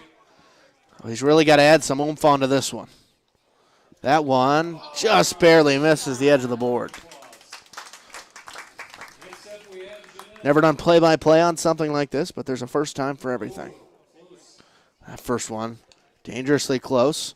Second toss, that one's off towards the right. Third and final for Janelle. That one's going to end short. And still no winners this week. This is, I believe, the 3rd or 4th week that contestants have tried to get the cornhole bag into the hole. Unsuccessful, though, and the $100 Hy-Vee gift card remains unredeemed. So that's all the more incentive to come out and see your local Clarinda Athletics. You have a chance to be drawn to have your opportunity. If you think that you're good at cornhole, come on out and see if you get lucky enough to compete and show us your skills. We'll be back here for the bottom of the 7th inning here in just a moment, or we won't. Check that. We're going to stay right here, as it looks like Lock-In is ready to rock. So Lock-In will stand in against the relief pitcher Graydon Hammond. He gave up 1 hit in his first inning of relief in the 6th, but did not allow a run, as that first pitch from Hammond is in there for strike 1. Lock-In at the plate. He's 0 for 1 this evening.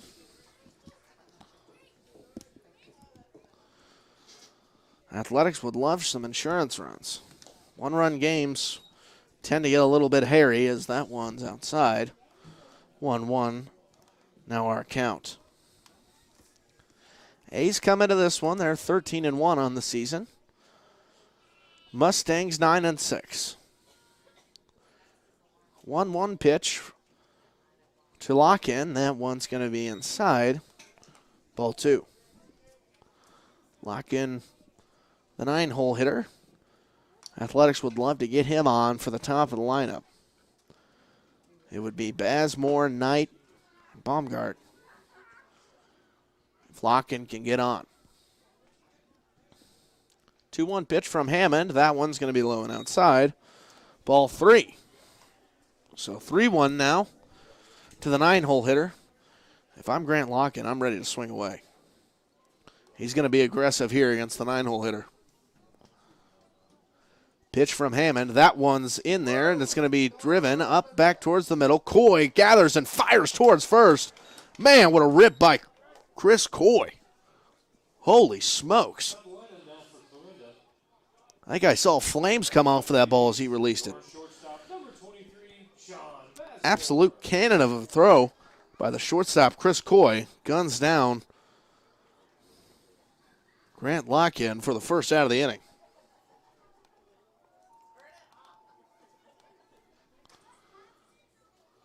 So Bazemore stands in from the right side, as he will see ball 1 from Hammond.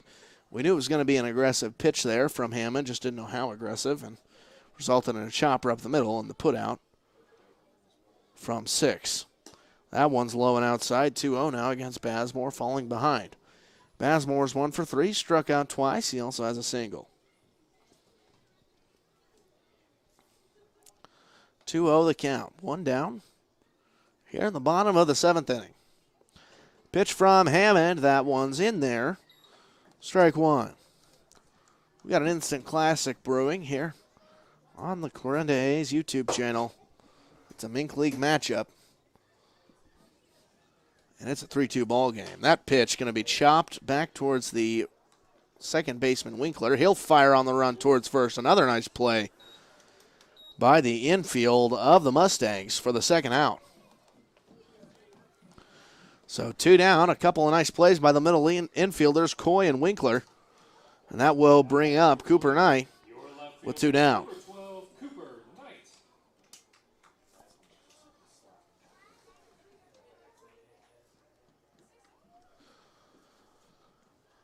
Here's the pitch tonight. That one's going to be bunted towards the left side. Hammond, the pitcher, over to grab it. He fires towards first, not in time. The speedy Cooper Knight beats out the throw to first. It's an infield single. The 5th hit of the night for the Athletics. And now Knight is on first with 2 down. Your second baseman, number 11, Cole. You'd love for Cole Baumgart to get a hold of one here. Almost feel like you need it. I just don't think that 3 runs is going to be enough to hold the Mustangs.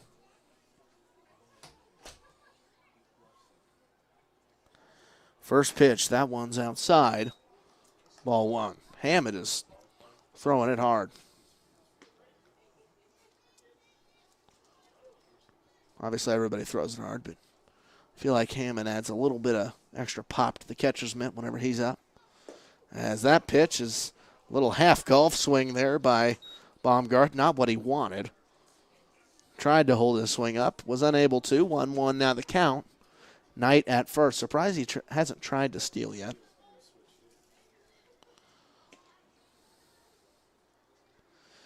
Here's the pitch from Hammond. Swung on, fouled straight back towards the netting. Strike 2.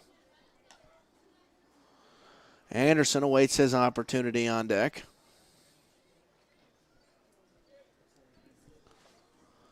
He'd love to get a chance here. Because if he does, that means that there's a runner in scoring position. 1-2 pitch from Hammond. That one's inside. It's going to chop towards the third baseman, Gundelfinger. He will fire towards first for the final out of the 7th. We will go to the 8th. Our score stays the same, 3-2 in favor of the Athletics. We've got a good one brewing here on the Clarinda A's YouTube channel. Back in just a moment.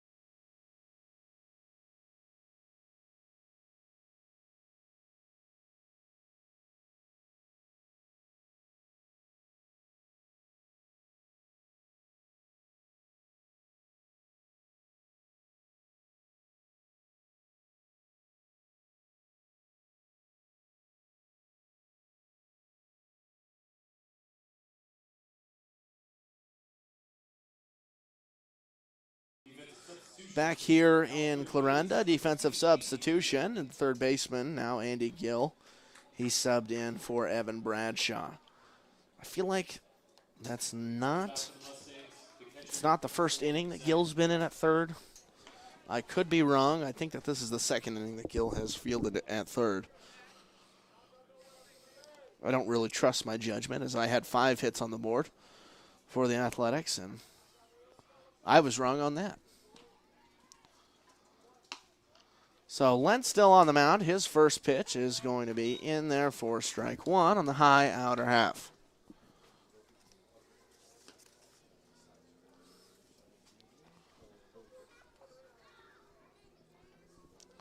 Zach Kraft, the catcher. He's 0 for 3 tonight, and he takes a big swing and a miss. Now he's down 0-2. Lent, he allowed a loud inning last time up. Bases were juiced with nobody out, but he only ended up allowing 1 run. An excellent job for the circumstances. 0-2 pitch. That one swung on and fouled back towards the netting. Athletics in a absolute grudge match here against the Mustangs. Neither team has really pulled away in this one. The Athletics haven't scored since the third.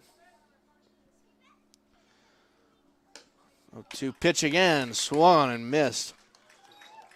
Boy, that didn't even look like Kraft even saw that pitch very well. He just went ahead and swung at it anyways for the inning's first out.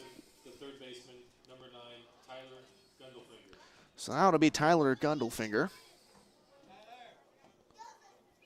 He'll stand in from the right side of the plate to face the righty Lent with one down.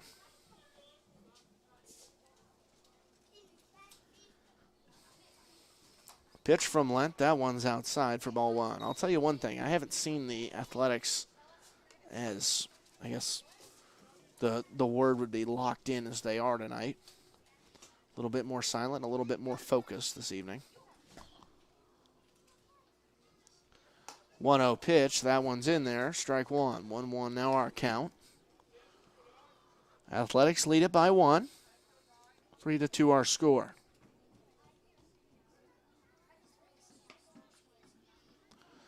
That pitch is in there for strike 2. Another nice pitch from John Lent.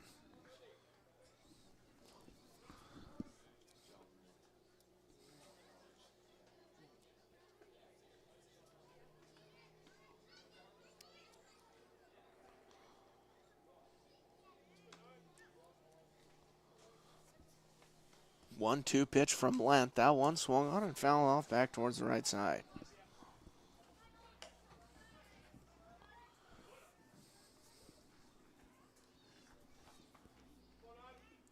Meek League score update for you. The top of the 7th. Mudcats are down 4-5 against the Nevada Griffins. Nevada led it 5-0. Mudcats came back in the 5th to bring it to a 1-run game in Nevada. That one swung on and popped up towards the right side. That one will be foul. We'll do the 1-2 again. Mudcats 2-13. Nevada Griffins 3-11. Barn burner.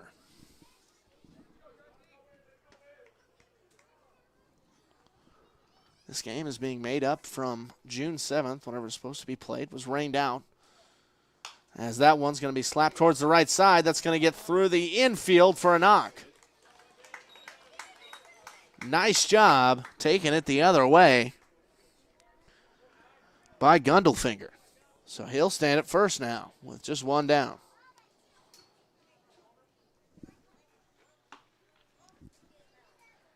Now batting the second baseman, number 25, Seth Winkler. They will score it as a hit. So just the second of the game for the Mustangs. Another defensive substitution I'll let you know about. Parker McNeil is now at first for John Petrie. As that one, a big swing and a miss by Seth Winkler. And then in right field, it's Oscar Uhas. He's in for lock-in. 0-1 the count against Winkler.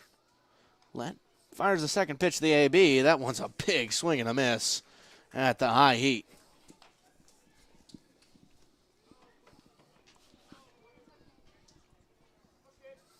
0-2 is the count against Winkler. Runner on first is Gundelfinger. Here's the pitch from Lent. That one swung on and fouled straight back. We'll do the 0-2 again. Lent, 36 pitches now.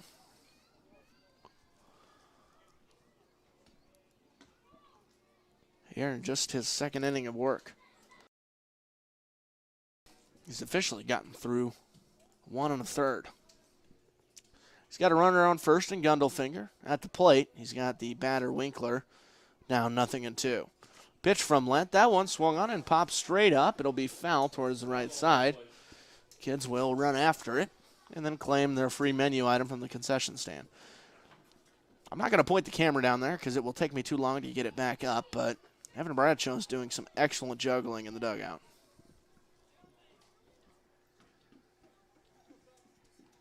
Not really sure why that's worthy of noting, but it is. 0-2 pitch from Lent. That one's going to be just high, 1-2.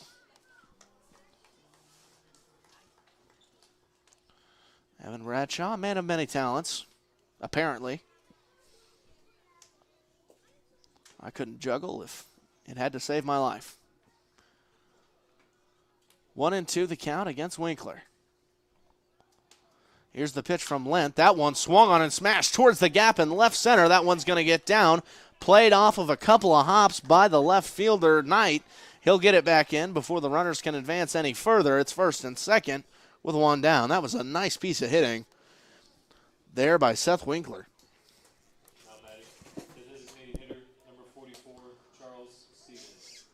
So now the designated hitter, Charles Stevens, will stand in from the left side of the plate. He's got power, and he's got a couple runners on.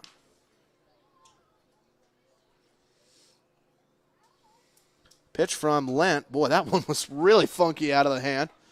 It's outside for a ball, though. That one looked like it came out of his elbow. That was wild. If he could get that one to drop into the zone, he'd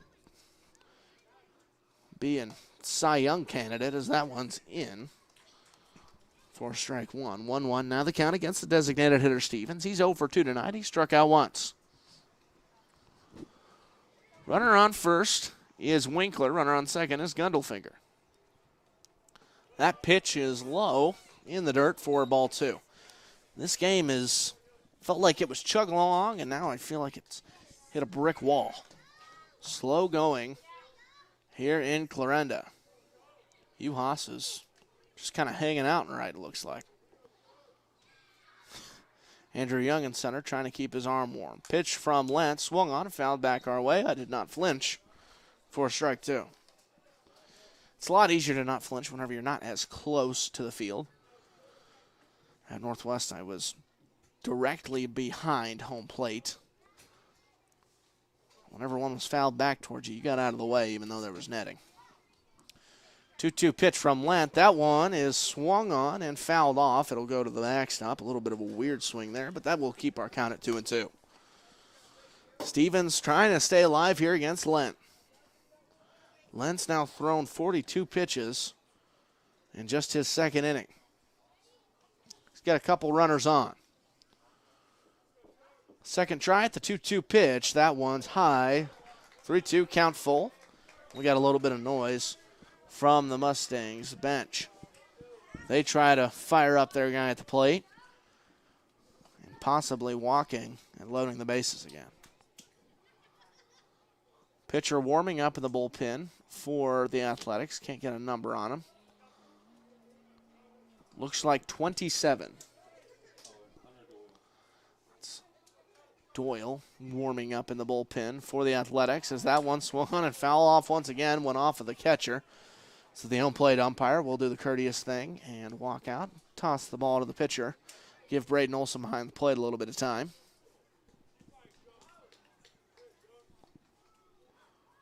Count still full.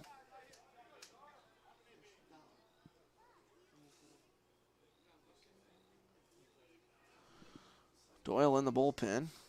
Not exactly throwing pitches. He's trying to get loose. It looks like that's Brady Lobsher now as well, getting ready.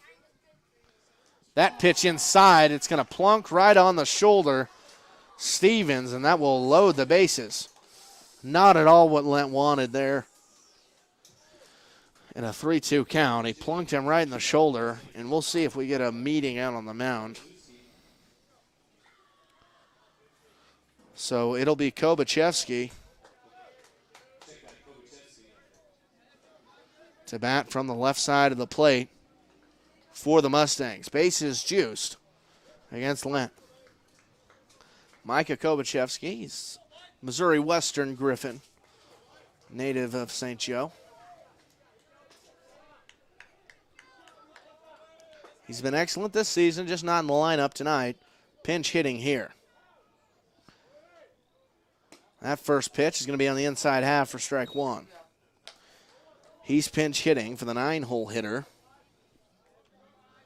Carter Belton. Belton had a rough night. Kobachevsky's looking to change that. They got the matchup. 0-1 pitch. Big swing and a miss.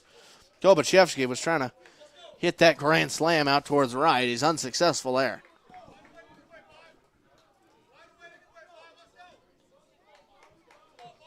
Oh and 2. Lefty at the plate, righty on the mound in Lent, one down. Bases juice. Pitch from Lent. That one's high and outside for ball one. 1-2 now the count. Mustangs trying to fire up their guy, Athletics, hoping Lent can get out of it. Second time in just 2 innings that Lent has been in a bases loaded situation with 1 out or less. 1-2 the count. Here's the pitch from Lent. That one's just high for ball 2. Tension mounting here in Clarinda. The air is heavy here at Municipal.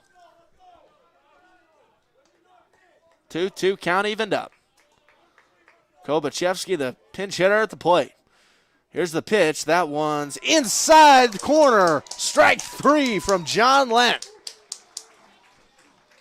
Unbelievable pitch there on the inside half. Just barely caught a piece of the corner. And he strikes out Kobachevsky. And now he's got another mountain to climb, and Chris Coy, the leadoff hitter. Nice strikeout there from Lent, but he's not done. This will certainly be his last inning of work, being that he's thrown 55 pitches now. Coy's 0 for 1 this afternoon. This evening, I should say. I guess night. Game's going by quick, 1-0 the count. Coy struck out once and is 0 for 1. 1-0 pitch. That one swung on, fouled off towards the left side.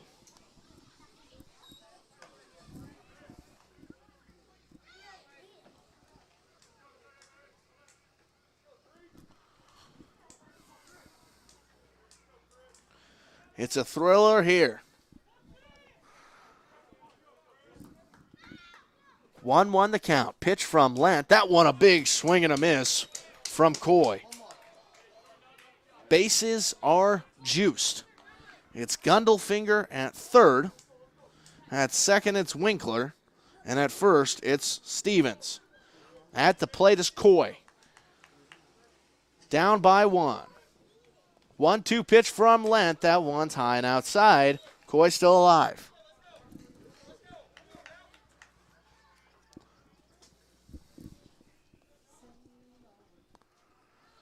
Two count. All evened up here for Coy. Pitch from Lent. That one's going to be low and in the dirt. Nice job by Braden Olson behind the plate to walk that one. That would have been a run scored if it would have gotten to the big backstop here in Clarinda. 3-2 count full. Runners on the move with the pitch. Here we go. Pitch from Lent. That one's on the outside. Cold, strike 3. Chris Coy is going to argue with the home plate umpire. There's nothing he can do now. He can argue with a wall. That one will retire the side. Outstanding pitching by John Lent on the mound. Takes us to the bottom of the 8th inning. Athletics up 3-2 on their rival St. Joseph Mustangs. Don't go anywhere.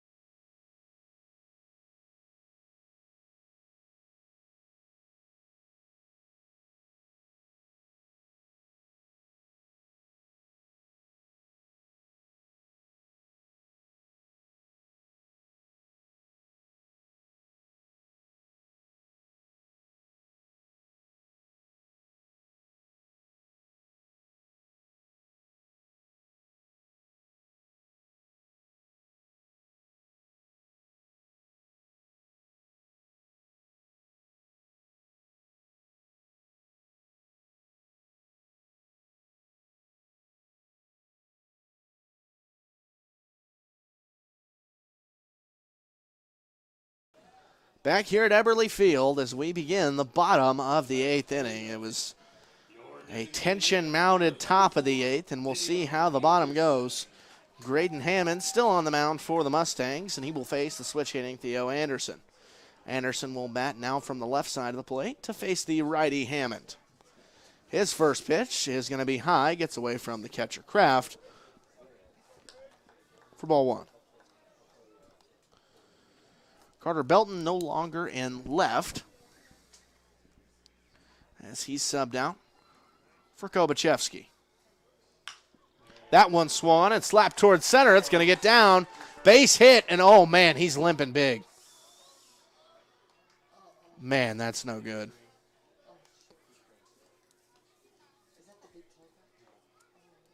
That's Theo Anderson on first. Nice base hit by him.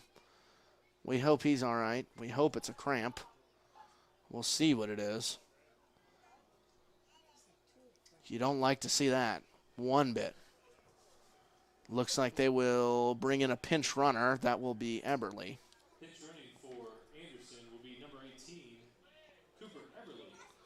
So Eberly will come in to pinch run. Now, Theo's running off. He's jogging off the field. That's a good sign. Goodness, that's a scary injury whenever you're running full force and it's no contact and you're limping like that. I think he's grabbing at his hammy, though. Don't want to speculate. So the runner on first, pinch runner, will be Cooper Eberly. And the first pitch in there towards Parker McNeil is high for ball 1. McNeil, he was subbed in defensively. They opted for the lefty instead of Petrie. As that ball gets away on the throwback to first from Hammond, running towards second is Eberly. He's going to round that base, and he'll stay at 2. As the dugout erupts, Athletics regaining the momentum here in this one. Chanting Eberly's name. And now, jogging my memory a little bit, before the game I was down talking to the starter in this one, Hedges. And on my way back, Cooper Eberly, who is apparently totally okay, got his toe ran over by the little Ranger cart that the Athletics use. That one slapped towards left field. Kobachevsky coming in. He makes a diving grab. An excellent play by Micah Kobachevsky. He'll get a nice applause from the Mustang fans here as he just saved a run. And a big run at that. So it'll be 1 down, and that'll bring in the center fielder, Andrew Young. Eberly got his toe ran over. I'm not sure which player did it. I can't remember. By the little, I don't even know what you call it, bullpen cart the Athletics players use. It was quite a funny moment as the first pitch from Hammond is going to be high. Right now might not be the time in the game to tell stories, but it's what I enjoy to do. So Eberly on second with presumably an okay toe. And at the plate, it's Andrew Young. He's in a 1-0 count against Hammond. Big run stands at second. Pitch from Hammond. That one's high and inside for ball 2. Cannot emphasize how big that run is at second and how crucial it is for the Athletics to get him home. 3-2 our score. A's up. They have not scored since the 3rd. Pitch from Hammond. That one inside half. Big swing and a miss from Young. Just 1 down here. Theo Anderson had the base hit right back up the middle. He then got injured on his way to first. They then had to bring in Eberly to pinch run, and then he advanced to second on an errant throwback towards first. 2-1 pitch. That one slapped right back up the middle. Coy fields it at short. He'll fire towards first for the second out of the inning. Runner at second. Advance toward third. But we've got 2 down here in the bottom of 8. Now it'll be Andy Gill. He's in for Evan Bradshaw. And also playing third base defensively. This is his first at bat.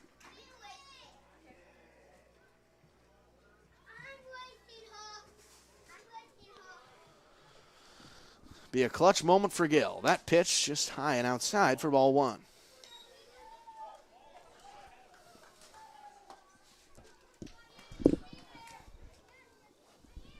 How clutch can you be, Andy?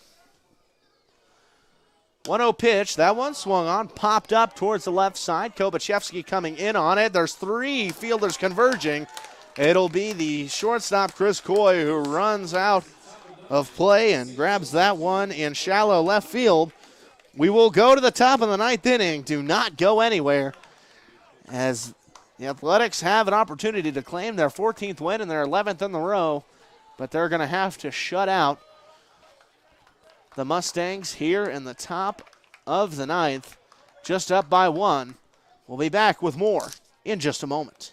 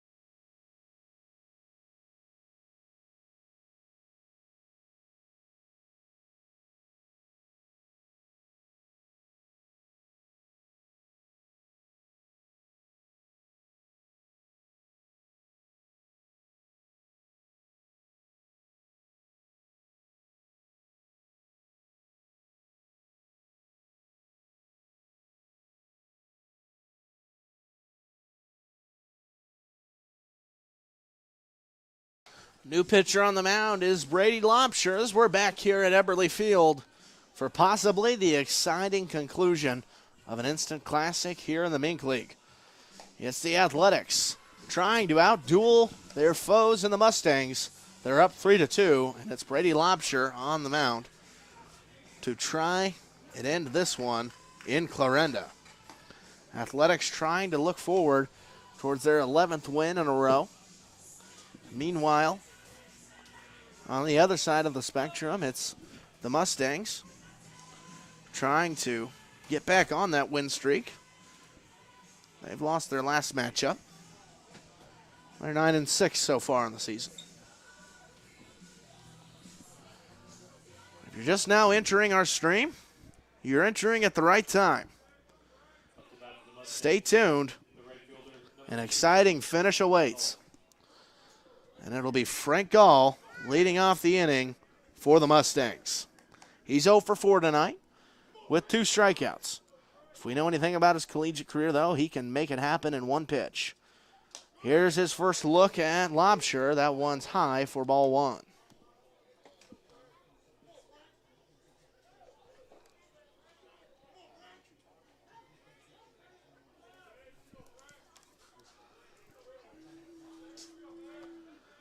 One-0 count. That pitch from Lobsher is in there for strike 1.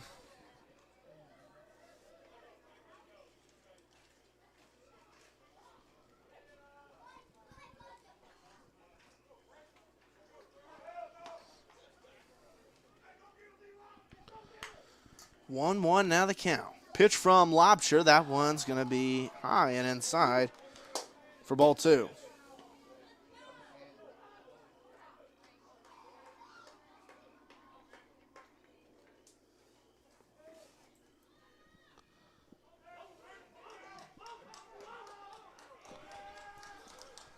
Two-one pitch. That one a big swing and a miss by Gall.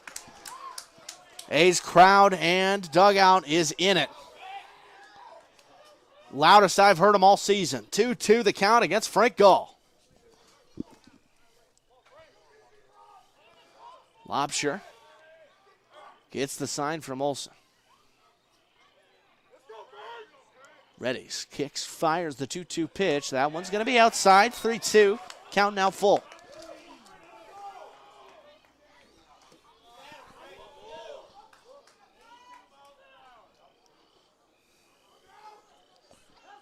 Count all filled up against Gall. Trying to lead off this 9th inning where his Mustangs are down by 1. Here's the pitch from Lobsher. A big swing and a miss. Brady Lobsher retires Frank Gall.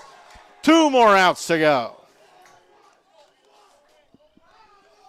The Athletics dugout is absolutely erupting over there. The job is nowhere near to finished. As now it'll be Braden Lukehart, the batter, coming into this one with a .487 average. Lobsher stares down the batter. Brings the glove up. He'll kick and fire. That one swung on, foul off, straight back. 0-1, now the count quickly against Lukehart. He's 0 for 1 this afternoon. Why do I keep saying afternoon? This evening. It's nighttime. The lights are on. That means more than just a literal sense. 0-1 the count. Pitch from Lobsher. That one's low. 1-1. Count now evened up against Lukehart.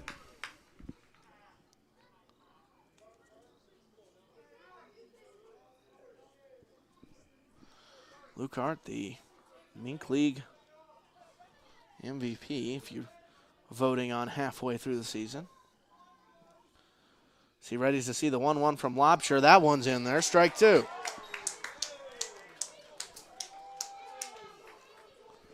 Brady trying to close this one out on the mound.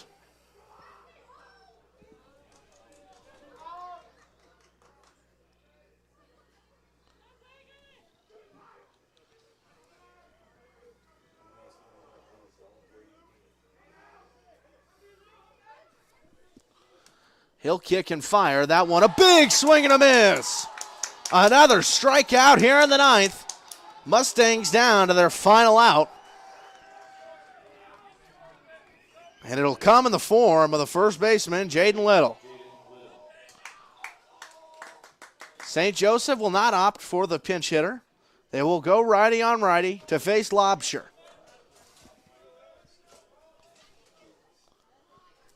Fresh count. First pitch from Lobsher. That one's on the outer half. Strike one.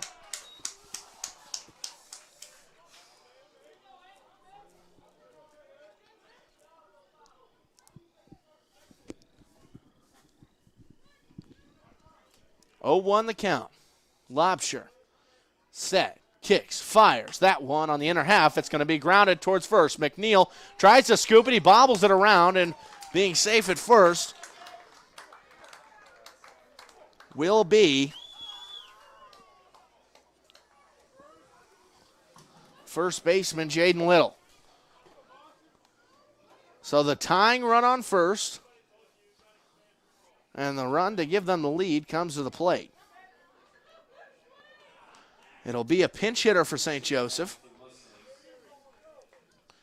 They will enter in number 28. This one's Boston Bruce.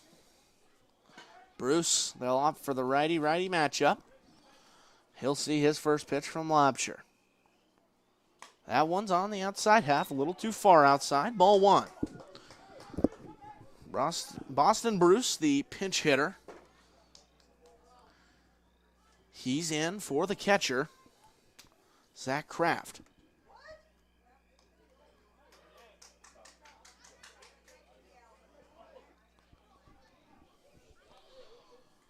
.1-0 the count. We will call time here. And home plate umpire, I'm not sure what's going on. I was looking down at my notes.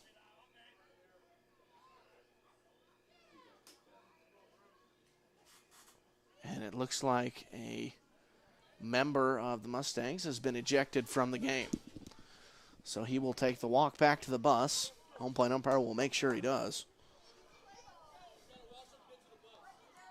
I do apologize. I was not paying attention to the field at that moment.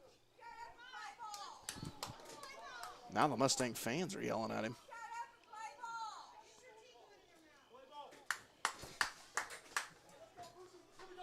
This is a little bit wild. Tensions are rising. 1-0 is the count against Boston Bruce. Lobsher's on the mound. Lobsher will now ready. Kick and fire the 1-0. That one's in there for strike one. 1-1 the count. Tensions couldn't be higher. Count evened up. 2 down, runner at first is Little. Here's the 1-1 pitch to Bruce. That one's in there for strike 2. Bruce doesn't like it, but he's going to have to deal with it.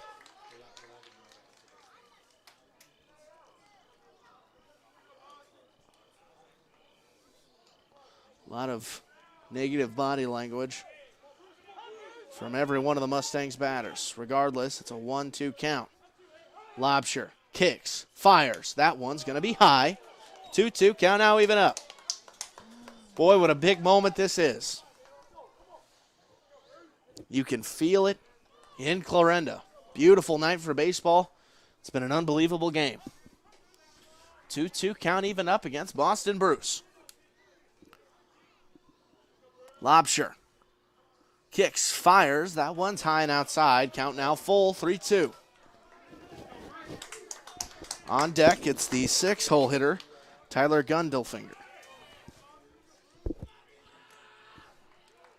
Run up the count, 3-2. Runner on first. Athletics up by 1. Lobsher trying to close it out. His pitch swung on, fouled straight off. Boy, that one was hard hit. Towards the right side. Luckily, it just went off the fence, and we'll do the 3-2 again. Big swing there from Boston Bruce. Lobsher will walk off the back of the mound, recenter himself, and step back on the rubber. 3-2 count filled up. Pitch from Lobsher. Swung on. It'll be a fly ball towards right. Uhas will call everybody off and make the grab. The Athletics have won their 11th in the row and lead the Mink League. It's 14-1, the record for the Athletics as they take this one against the Mustangs. What an unbelievable game here in Clarinda tonight. We thank you for the viewers that sat through all of this one. You were treated to a very special game this evening. Our final score, 3-2, in favor of the Athletics. Mustangs will now go down to 9-7 so far this season, as they're now just a couple of games above 500. And the Athletics are rocking and rolling on their hot streak. Once again, thank you very much for joining this stream. We're glad that we were able to fix all of the technical difficulties that were plaguing us throughout these past few games, and it looks like we have a nice solution here in the booth. That'll do it for me. My name is Seth Morey, and I thank you for listening and watching wherever you might be, whatever fandom you might support. It was an excellent game here tonight on a beautiful night at Eberly Field. That'll do it from Clarinda. So long for now.